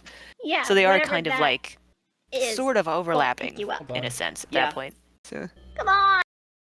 Did they ever try this again later in life? I think it freaked them out too much. Gotcha. Oh, Because I see it what was a you very weird mean. feeling. You can see like the tails of the balloon are mixed up. Like and then they say fuzzy and kind of blurry, they mean their senses of selves are kind of mixing a little bit. Like they're kind of like the magic of their souls is meshing too much because they've made the feedback loop. So that's why the tails So are all mixing what do you together. think would happen if they continued? Like if they continued doing that feedback loop? I think they'd probably instinctually try to break away at some point. Like, you know, like you're holding your hand into like a fire or something and eventually you're gonna jerk away. Like No hive the- mind today, thanks. Yeah, so the magic we get to a point where they just want to let go because it just feels too weird, and you know, and it freaked them out to do this too because it felt really, really weird and kind of that makes wrong. sense. Like it felt like they were doing something dangerous or kind of wrong. So they never do it again because it really freaked them out. But that is basically what's happening. It's because both their souls are artificial. That's why it has this weird feedback loop. This wouldn't happen if you were just doing a two normal skeletons. It's just for them. It wouldn't happen with anybody else, and then Gaster maybe making a note about it, but it's one of those things he says he's looking for, where he's like, your souls, your bodies, you're unique because they're artificial. And, you know, and here you go, an example, and then he's like, well, I gotta make sure they don't ever do this again. But it's a weird thing, and it's very, and it causes a big burst of magic, too, as you saw, because, you know, kind of like... Well, I guess it kind of like Papyrus's magic. You know, he has a lot more magic than Sans does, so you know it causes like a big kind of spark when it goes into his soul, and then kind of reverses when his magic goes into Papyrus's soul. You know, it starts making like the loop. You know, but the thing about this I always thought was kind of like a little sad is when Papyrus does say that like it's not cold or hard or scary, and you know that's how it feels when Gaster picks him up. Like that's the only way he knows how to feel it or how to describe it, and he says it feels like him but different, and it's just again because they're both artificial. Like they both have the same kind of structure to their souls, and that's why it feels familiar to them when they try and pick each other up and stuff like that. Well, they don't do that often, but their magic is very similar. It feels very similar when they do this kind of thing, but it's doesn't come up that often. But it's because of their special souls. But anyway. Interesting. Also, Very interesting. Green Hydra, to answer your question, Zarla did make 6 bones. Yeah, I did. She People always did. ask me. Yeah, people always ask me to do more comics with 6 bones, and it's like I don't know what to do. Oh, Zane, we should do that for Halloween this year. What's that? Like 6 bones. You and I should dub 6 Bones, the 6 Bones comic. Yeah, we should do that. Let's do do it for Halloween. The 6 bones. Yeah. I mean, it's 6 bones. probably gonna be messed up, but we should do it. It'll be so fun. Yeah. Like when I look at the original 6 Bones comic, it looks so weird to me now, especially Alphas, because I drew it in a completely different way back then. But you know, it was very early. I think 6 Bones did predate Handplates a little bit. Interesting that you created 2 iconic like Undertale fandom like things. I know, right? Like it was just an accident. More than that now, but I mean like back then. Yeah. Like it was like and 6 Bones really seemed to take off with people, but you know, I could never think of like any kind of longer story for 6 Bones. You know, like not like a Handplate story. Like I like doing little one-shots with 6 Bones, but I could never really figure out any kind of longer scale project to do with them. But you know, they have fun. I see them show up in like little AU things every now and then, so it's like they're off having adventures. Good for them. That's the interesting thing is like it's kind of hard to write for an amalgamate. Yeah. I think there was a fic somebody wrote where I think Undyne took in 6 Bones and was just kind of taking care of them, which was cute. Yeah, I remember. I remember you doing that one actually. Yeah, I think so, and I do like the idea of Undyne watching over 6 Bones and just trying to work with them and trying to help them get their memories back a little bit and stuff like that. You know, because they're just amalgams. It's not their fault. They don't understand what's happening. They're just doing their best. 6 Bones are just doing their best. They're just existing. No, good for them. Good for them. Like, it was very fun to do that comic, though. Yeah, Zane, you and I need to do 6 Bones for Halloween. It's got to be a must. I'm hesitant to ask, but can I edit it? Sure. Yeah, by all means. It's like, I'm hesitant because I haven't really like made a proper video since the Handplates genocide. Okay. So. You have until October 30th to do it. I think I can get it done before then. All right. In that case, how about we get a head start and I record my lines, send them to you. Yes. If I could have your lines by Sunday, that'd be great. Sunday? Sunday or Monday, whichever one you prefer. You got a deal, sweet cheeks. I'll get right to it. Sweet. I'll see if I can't get it done by the middle of October because I wouldn't feel comfortable otherwise. Gives me about a month to do it since we're around the middle of September right now. I should do. You have until a fortnight. And it's not that long of a comic, right? It was very long at the time, but for me at the time it was very long. But I think there are other Handplates comics that have been longer now. But I think at most it would make like a 5-minute video. Yeah, no, that'd be fine. I could do that. Just take your time with it, build up the dread properly. Yeah. And then I'll cram it all in like 3 days. No. Zane, something tells me you're gonna kill it. Like absolutely kill it. It's like I'm interested to see how we can kind of finagle it. I don't know. I've got a couple ideas. We'll see. We'll get there when we get there. We will. Anyway, back to it, shall we? I feel kind of fuzzy? Yeah. Kind of blurry. Actually, no. I'm trying to think now, like, if this would still work maybe, after Gaster falls. I won't pick you up. Yeah. Maybe we shouldn't do it like that at the same time. I'll have to think about Felt that. like we had a loop going there or something. Yeah, whatever that is. That sounds right. No, they're both freaked out by it. It's pretty good we can do it, though. It is pretty good. Do you think he'll be happy we figured it out? Not so much. Not really. So much. Let's not tell him, huh? And this is the reveal that he's been watching them the whole time. I don't think he'd like it. And I love that you can't see what expression he has on his face either. You just have to guess. No, it's very It's much. probably just like scrutiny. It's probably just staring at the screen with scrutiny. Like just like. It's very much one of staring those at them, situations where, like, judging you them. can't see his face, but you can immediately tell what expression he has. Yeah, it's much better when you can't see it. I think then you just fill it in yourself. It's good.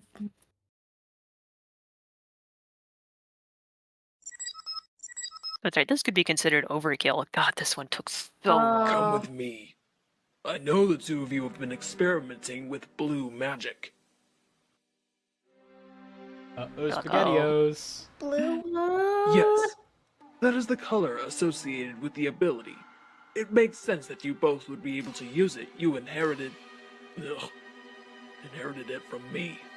Wanted to change the word, but couldn't Since think you're of a beginning different to one. show aptitude for it, He's annoyed by it. a lesson is in order. You, Here. here.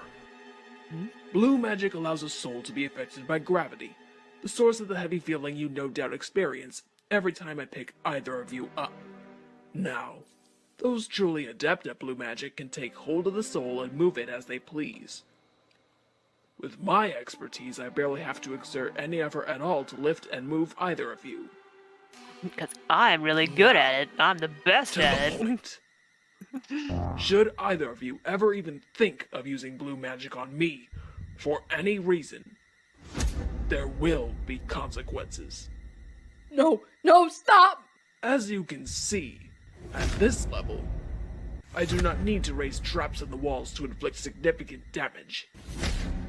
Just the mention of how strikes Sans works it. themselves are enough. Stop! Don't leave him alone! You're gonna kill him! Oh, please, give me some credit. I know exactly how much punishment he can take. And I know exactly how hard to make each strike, right down to the number. He is in no Keeping track danger of his HP. death. This is merely a demonstration. Stop! Please, stop, please! Have I made myself clear? Yes, just stop! Please! Did you hear that, 2P? I cannot make an example of him so easily, but you have the endurance to take his place, should he misbehave. If 1S ever even considers using blue magic against me, I will hold you responsible. And this Setting up is another just house a in that house of demonstration. cards, or another card in that house of I cards. assure you, this could be much. And then Sans doesn't use blue magic to throw him into the core. He throws himself at Gaster instead. Yep. And Papyrus is too afraid to save Gaster. You did this to yourself, And you, Gaster. 1S. It's your fault. Yes, I understand. Just let him go. Truly Please. an evil, stupid Gaster moment. If the point has been Yes. made, then we are done for now. If it ain't the consequences of his Heal him actions. if you like. I'll fix whatever you can't. For your sake. Then later on in the void, I like, hope both of you Papyrus keep is like, this "Wait, in you were mind." afraid of us?" And he was like, "Yeah, did you ever think about What that? about him? He How could pull us easy it in would've the been. beams and kill us." Yeah. What if he used blue magic Which is on kind you? of why Gaster tried to clamp down on this as hard as he did. Which of course just backfired on him massively anyway. We both know that's not going to happen. Joke's on you. Also, when I put this one together, I couldn't get myself to do the screaming. I couldn't. People are getting It's very hard. concerned.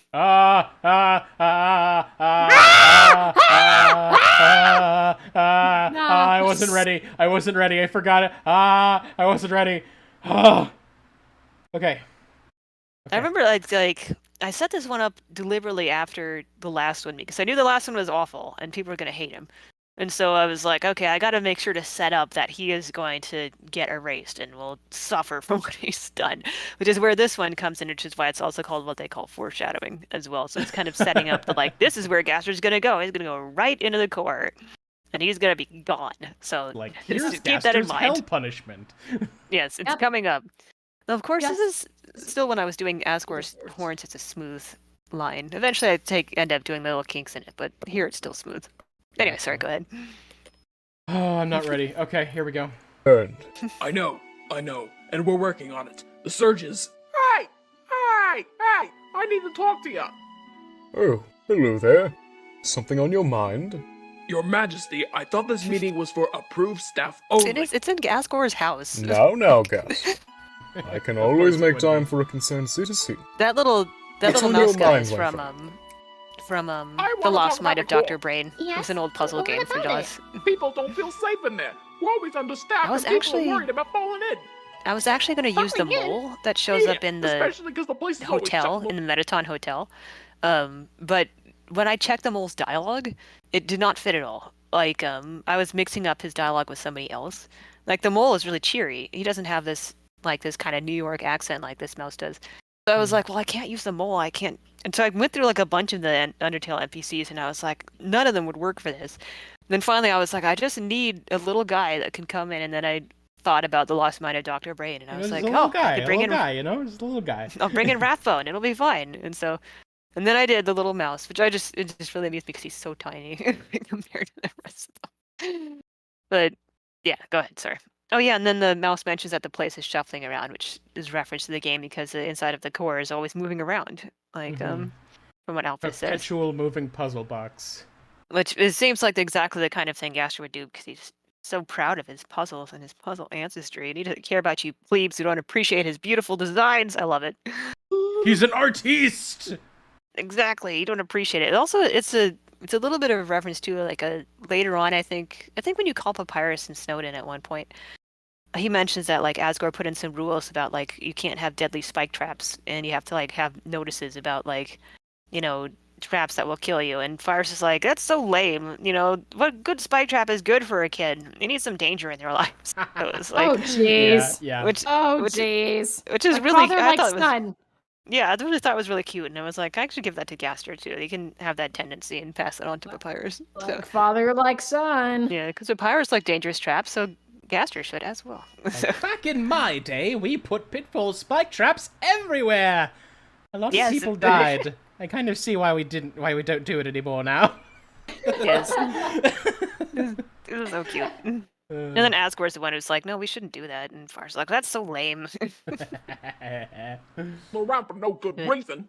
Excuse me, that feature keeps the entire He's really construct in line defensive with about the core, traditional too. puzzle principles. I mean, The it only is his thing greatest puzzling creation. about it is why you It eggheads is. can't even put some safety rails into your fancy designs. Like you know anything about proper design. Everyone, calm down, please. Oh, it hurts. We should be working in pairs so we'll know if something happens to someone. We need a buddy system, but there ain't any buddies to go around in there. Are you sure? That's weird. I mean, you're right, that makes sense, but don't we always hire people in pairs? I thought we did. Yes, I'm sure. I'm almost sure. Well, go ahead and check. There ain't no pairs in there. You gotta do something. It's not safe. Has anyone in the Corps ever reported any accidents? Well, they can't.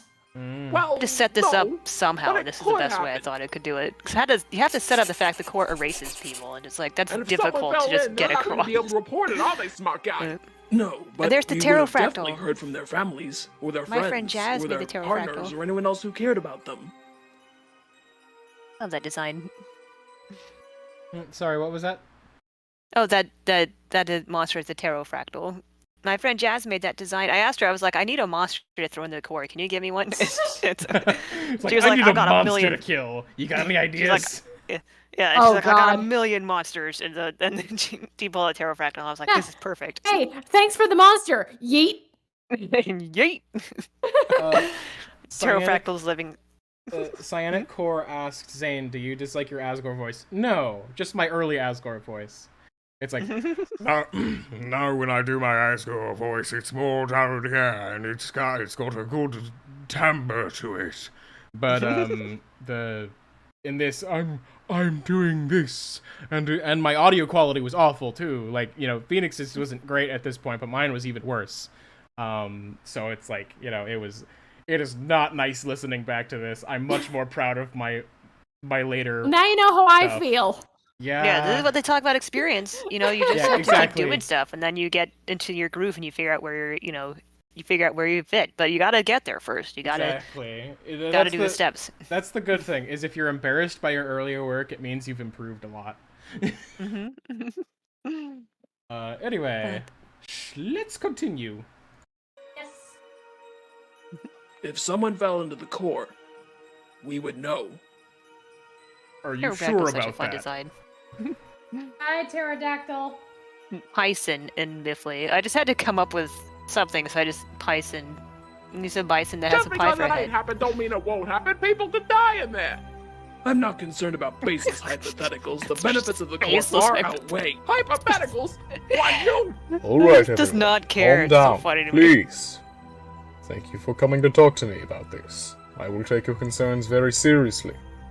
If that is all, Yeah, get the Little mouse picture. jumps up No and one punches cares about Gaster in the little face. That'd guys. be so funny. This is awkward. Well, that was awkward. So good. Dr. God, I Ashes, spent so could you much look time into on this getting the panel. core staff some more people? I had to draw each of those And little Dr. wobbly Gast, lines by I'd hand. appreciate it if you put in Oh. some I found a safety much better rails way to at do it later, least. but on this panel I had to Fine. do it by hand. But honestly, I don't see the point. If you put in rails, Gaster, this wouldn't have happened. Another card in that house of Gaster! cards. He's just so arrogant. It's just really funny to me when he gets really arrogant and defensive about things. 7 a.m. Lights on. Everything in order. Forgot to shut the main computer down the previous night. No apparent damage. 7:15 a.m. Subject 2 is awake. Subject 1 is not, but their behavior indicates nothing is amiss. Breakfast and coffee. This headache won't go away. This breakfast is a cup noodle. 8 a.m. You can see it on the left. Subjects are both awake and playing a bone-tossing game. One episode from 1S. Evidence points to an increasing trend following the incident. As predicted, 2P's episode rate remains stable. They are These eating episodes that normally, Gaster's despite talking about shivering are more like than usual. PTSD flashbacks about what happened. 10:30 a.m. Answered mail. Fast forward through 4 hours of last He's week's just calling them surveillance video. episodes, just like, oh yeah, Roughly here's really freaked out about what I 120 did. more Well, hours to just go gonna to write it catch up down. to today. Nothing of interest. Ran the magic peek check over unwatched footage. No results. Still have a headache. 11 Gee, I a.m. wonder why. Yeah. Check up on 2P.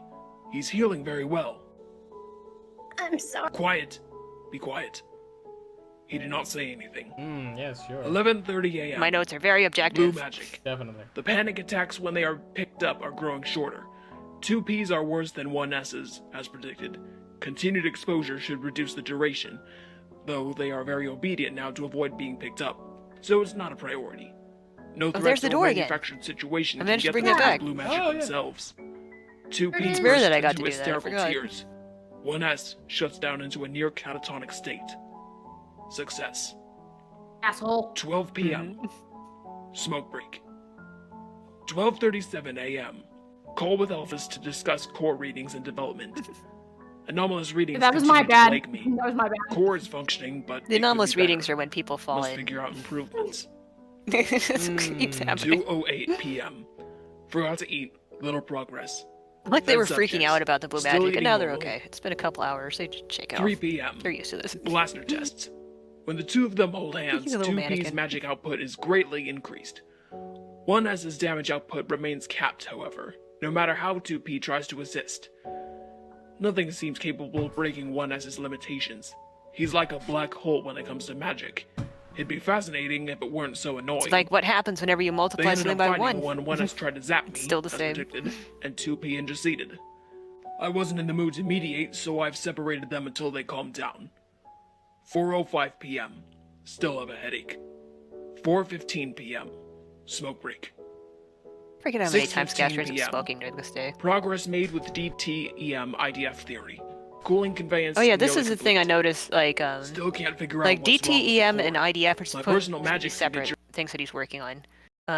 DTEM stands for determination emitter. Yep. Like that's like the magic emitter that he's working on, and then the IDF is the interdimensional fatigue, which is what he's working on when he's doing the goop monster. So he's essentially working on two different projects. But you know, it's a lot of people that like ran them together, which makes sense because there's just a comma and he doesn't actually specify. So I understand why people did that. I probably would have put like an and symbol or something there if I had the space. Really was struggling to get enough text into these boxes. It's like a lot of text. But yeah, like he's working on two different things at this point, and also still messing with the core. His personal magic signature, of course, is absent because he got erased, but he doesn't know that at this point. So, like he gets like the idea that he could be erased is completely does not even occur to him. That could never ever happen. So he can't track down the bug that's doing it because like this does not even occur to him to think of that. I mean, why would you? That's very someone weird. just magically stop existing? Yeah, exactly. Like, why would you think that would happen? That never happened before. Gaster is still completely absent from both TML files. Can't track down the bug that's causing this. 6:20 p.m. Call from Asgore. Wants to discuss safety rails. Told him I was very busy, but he insisted. Boring. Need to get rid of the smoke smell. Asgore doesn't want to smoke. 7:45 p.m. Returned from meeting. I think Asgore tricked him into having dinner. He did that on purpose, actually. He called the meeting at the time because he knew he could trick Gaster into staying for dinner, and he knew that Gaster wouldn't have eaten all day. So Gaster fell directly into his trap. Like, I need to make sure my boy eats something today.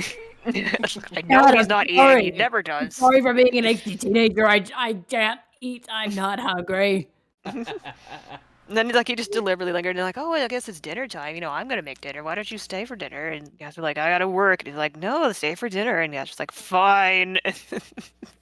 Asgore's like, sucker, you fell for it again. He does that constantly to him. And Gaster keeps falling for it. Tomorrow. Just remembered I left 1 and 2 separated this whole time. Oops. 8 p.m. Reunited subjects and fed them. Argument has been apparently forgotten. Poor things just can't handle being by themselves. Another 2 hours of footage fast-forwarded. Nothing of note. This would be easier if I could work effectively while checking these, but they make it impossible to focus. 118 hours to go, not counting today's. I can't really watch things with text and work on things at the same time. Prolonged separation prompted an extra episode from both of them, not counting it towards their normal rate. Extra episode of them crying hysterically. Work. Headache. Smoke. 12 a.m. Hit a wall. No progress. Can't think. Turned off the lights to try and focus. 1 and 2 are curled up and talking about dreams. We'll have to cross-reference what they say with TML ratings during their next session. What kind of dreams are they having? 2:06 a.m. Tired. Just You can actually also see his glasses for the first time on his desk. He took them off when he put his head down. I think that's the first time you see his glasses. And he goes to, he doesn't even fall asleep. He just puts his head on the desk at 2. No. And he's awake at really. 7. I hate this. Jeez. Thanks for your input. Got a reason for whatever you're doing this time, or are you just bored and got nothing better to do? Hey, maybe you can saw my head off too, so me and my broken have matching scars. That'd be interesting for you, right? I always have reasons for whatever I do. Mind sharing them for once? Or are you just gonna go, you wouldn't understand, for the 80th time? You wouldn't understand. Not completely. 81!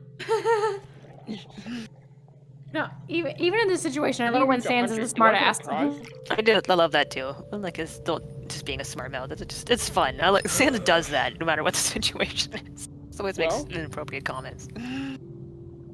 Oh, that's right, and Gaster helps him with his hand instead of picking him up because he doesn't want to use blue magic on them. He doesn't have to. So he actually touches them a lot more now.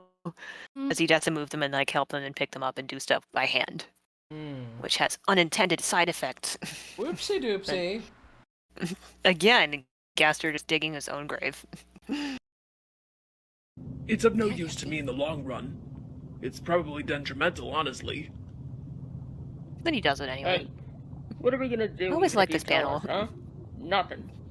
You got all the power here, so why not? Also, I just want to bring something up. So, in this part, when Sans is talking inside the tube, I didn't know, I was using Audacity back then too. I didn't know how to properly muffle a voice on Audacity. So I just covered my mouth and my hands like this, and that's what I did. Yeah. You gotta do what you can. Yeah, I mean, with limited resources I had at the time, I had to do what I had to do. Yeah, exactly. Like this. Hello. Yeah. Anyways, just a little fun fact. Do you remember what I've told you about souls? They're the culmination of our beings, or something. Or something. Yes. That applies both to humans and monsters. And you And can to see you, the scars on Gaster's two soul of where he you tore are the pieces unique. out for them. There's never been anything like you before. I think that's the first time you've seen and it, there actually. will never be anything like you I think again, so. most likely. We're things, you said. Yes. You are constructs, artificial beings created following a monster's blueprints. Now, Accident cough. do you recall what monsters are made of? Magic. Yes. And that magic is created and maintained by our souls. A monster's body, therefore, is a direct manifestation of their soul. Oof. And the two of you have unique souls, unlike any other monster that's ever lived. Therefore, your bodies and their potential strengths and weaknesses and limitations are completely unknown. I've already made unexpected discoveries by pushing your limits, so I'm continuing to explore my options. I'm gonna play with my toys until they break. Now, are you satisfied? Did you ever enjoy it? Excuse me? Did you ever enjoy hurting us? Oh, he has the roller dragon mug. I just noticed that. Gatsby. I do what I have to. That's It's not finally Gaster. did put the roller dragon mug back in. But it's the only one Gatsby's you got, isn't it? And he just doesn't respond. Yep. Dan's knows he's onto something. Ugh. Oof. Oh, here comes the fun part. Here it Were you is. like before you made us? Oh, yeah, this It little doesn't short matter. one first. Did you do this kind of thing before? Irrelevant. Were you Almost nice as short back as then? Handplates comic, but not quite. Were you happy once? What happened? Just love the implication of him with the car battery. Like, you never see him actually do it, but you know what he's going to do. Oh, Jesus I hate that Christ. you pointed that out. Thank you for that. Yeah. Let me do on, some we really wasted scary enough fan art time. for that. Oh, subject 1, give me the color cube. I'm going to need it later. Oh yeah, and his code is Gatsby. And his code is open now. As things go on, like, he just gets more and more disheveled as the wheels keep coming off. Ow, stop it. Gatsby. Ugh. Oh boy. Get your medicine in a second, Gatsby. Honestly, this is one of my favorite scenes from Brother! like early. Brother, are Early you on? okay? This is a very fun one Yeah, to do. I'm fine. I let go in time. His hand! Get his hand and turn off the beams! Quick! Quick, this is our chance! He's hurt. Who Get cares? his glasses Get his again. hand! Come Yeah. on, hurry! What? What are you doing? He's hurt. He's Turn it hurt to really dust. bad. I Yeah, and a can't. few people didn't notice that. I That can't his sleep hand like started to this. dust. What? Yeah. No! Turn off He the is, like, beams! literally about What are you to die. doing? He's dusting. Are you listening? Brother! Brother, come on! Don't you... What do you think's gonna happen if you help him, huh? He's not gonna let us go. He's not gonna change. Think about what he did to you. This is our chance. This is our only chance to get out of here. Brother, please, please, I'm begging you, just leave him, please, please, please. But he can't. No, it's not in his nature. He can't do Against it. his code. This was Oh, also a fun one because, yeah, I love this There. scene. yeah, because at this time we've only seen the white space and it's been very small, and I wanted this panel of him in this emotional turmoil to be very big. That'd be like the biggest shot we've seen, and how small he is compared to all of his emotional turmoil around him, and he's just using his bone box to keep out of it, basically. No, no, no, no, no, no, no, no, no.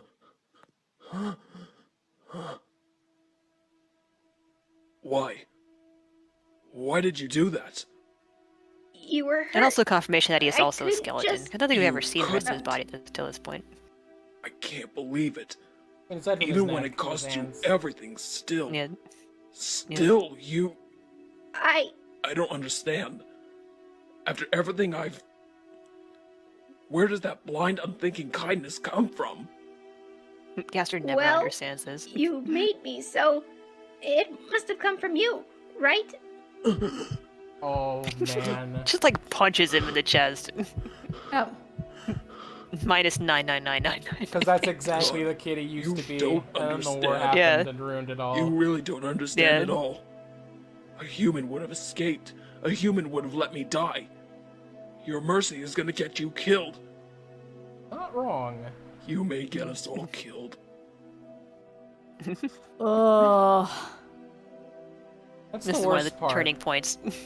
That's the worst part, is he's not entirely wrong. No, he's not. Yeah. That's a sad thing. I think And I that's don't it.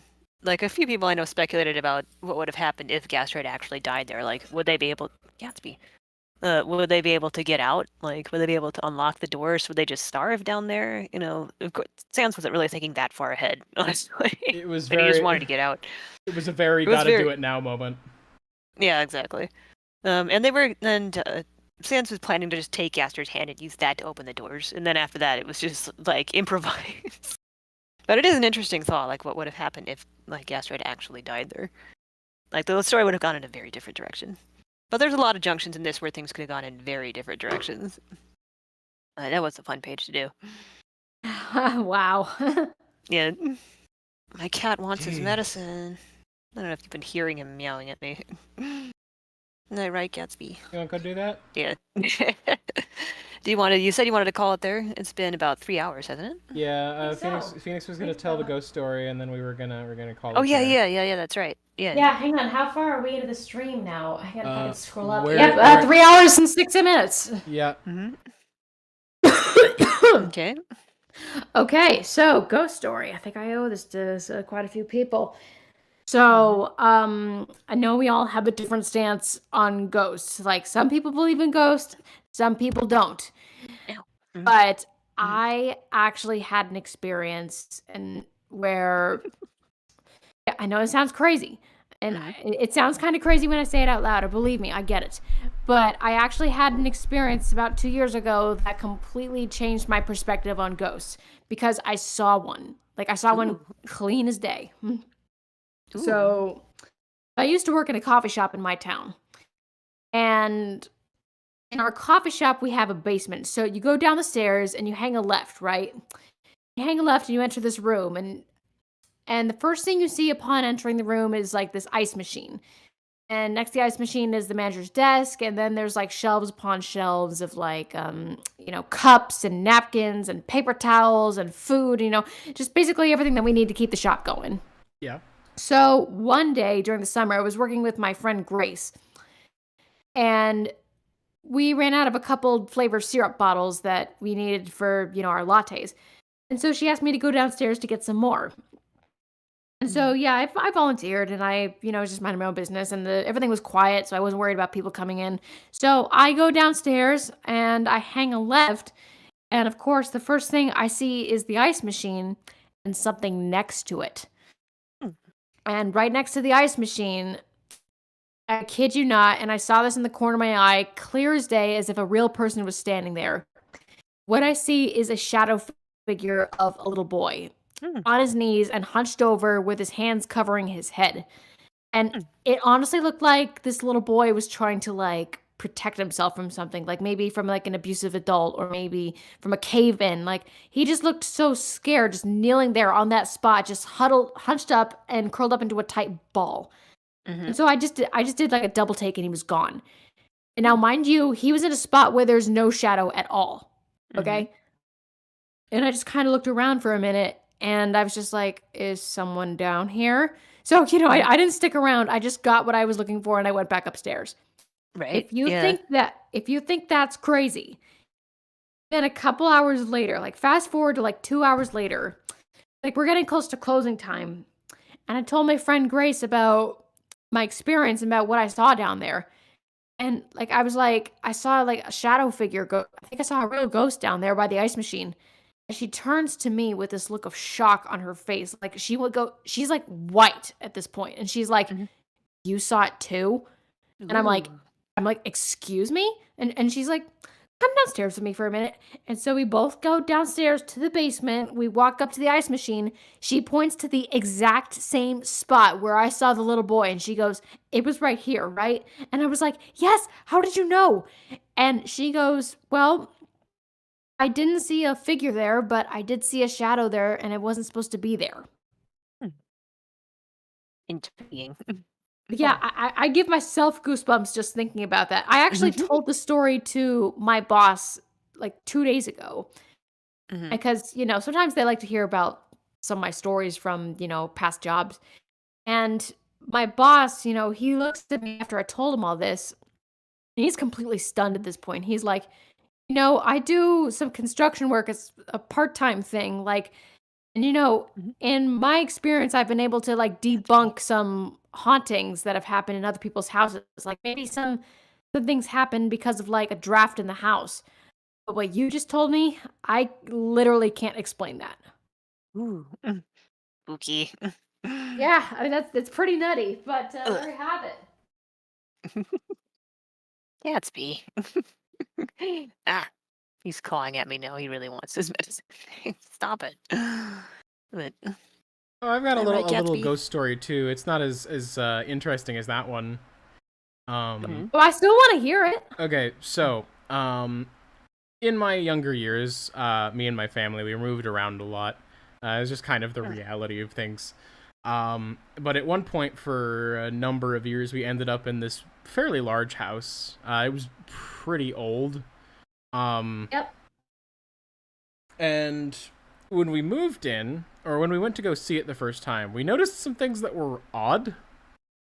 Like, strange sort of, how to describe it? Like, strange symbol in the tile of one of the closets in one of the bedrooms. Whoa, like what kind of symbol? I don't know how to describe it. There was some things carved into the backboard of one of the other closets. There was some it was really strange. It didn't look normal, but it was like, okay, whatever, right? Any chance you could like recreate that somehow?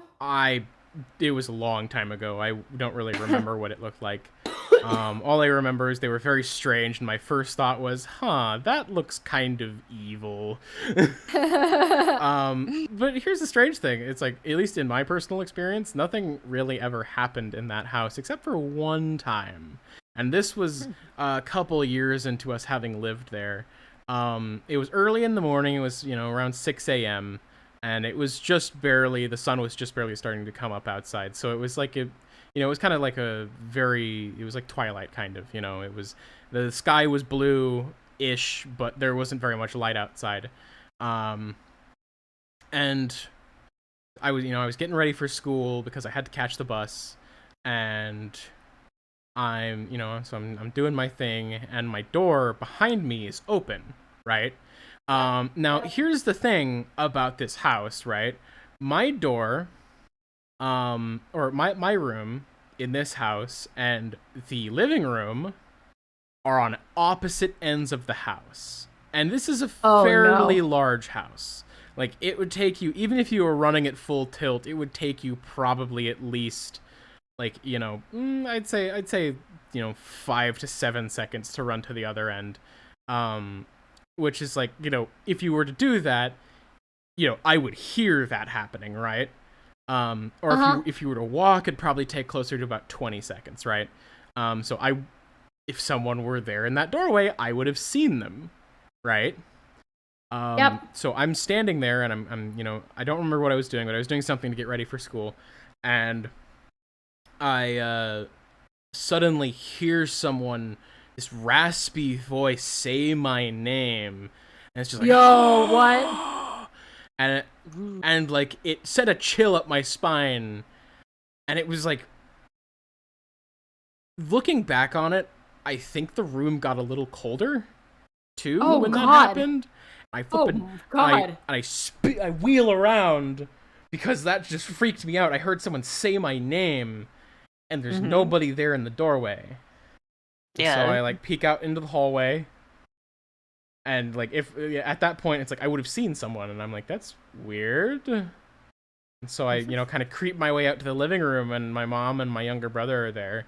And I'm like, hey, did you call me or anything? Did you say my name? And she was like, no, why? And they were the only other two in the house. My brother couldn't walk at the time, let alone run. And my mom was, there in the living room on the opposite end of the house. So spooky. That begs the question, what the hell? There was one other time, but I don't really know what to chalk that one up to. But I won't talk about that. Yeah, that sounds like some Voldemort stuff, dude. So yeah, no, I'm not sure what the deal with that house was, but it was interesting.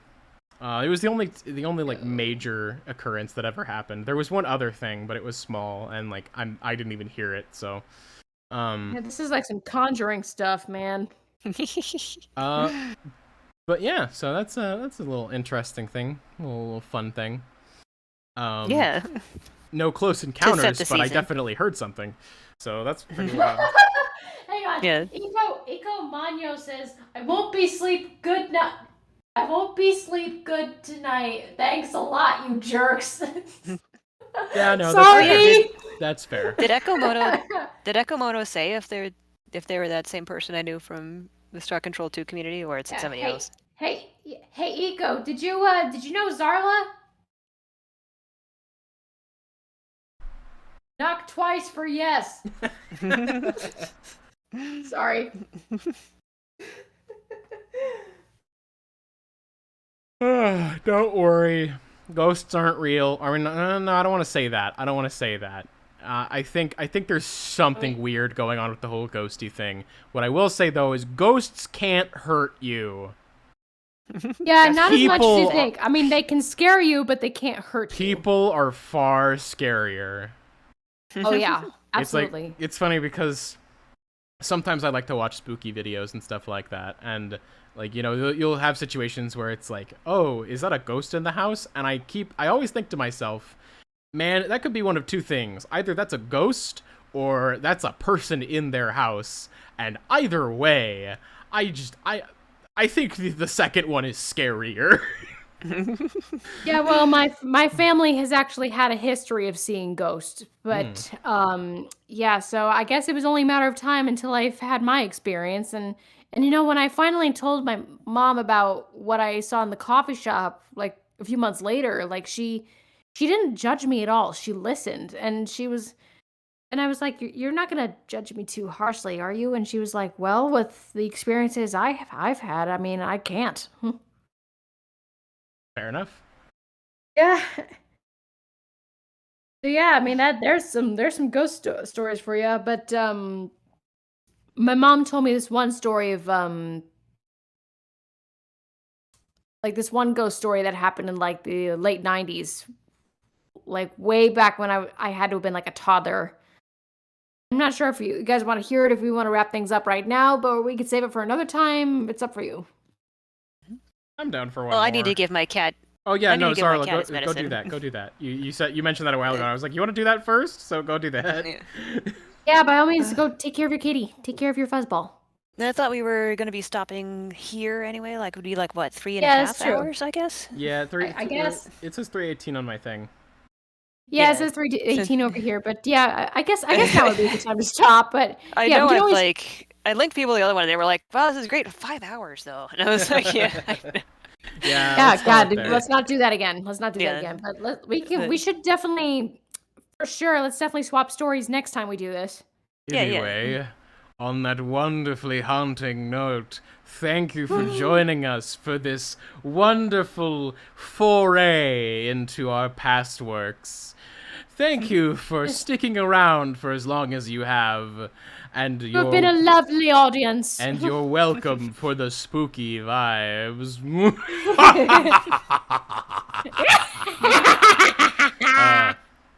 Anyway, Halloween soon, right, guys? Right? You excited for that? Right. Anyway, thank you all for watching, and farewell.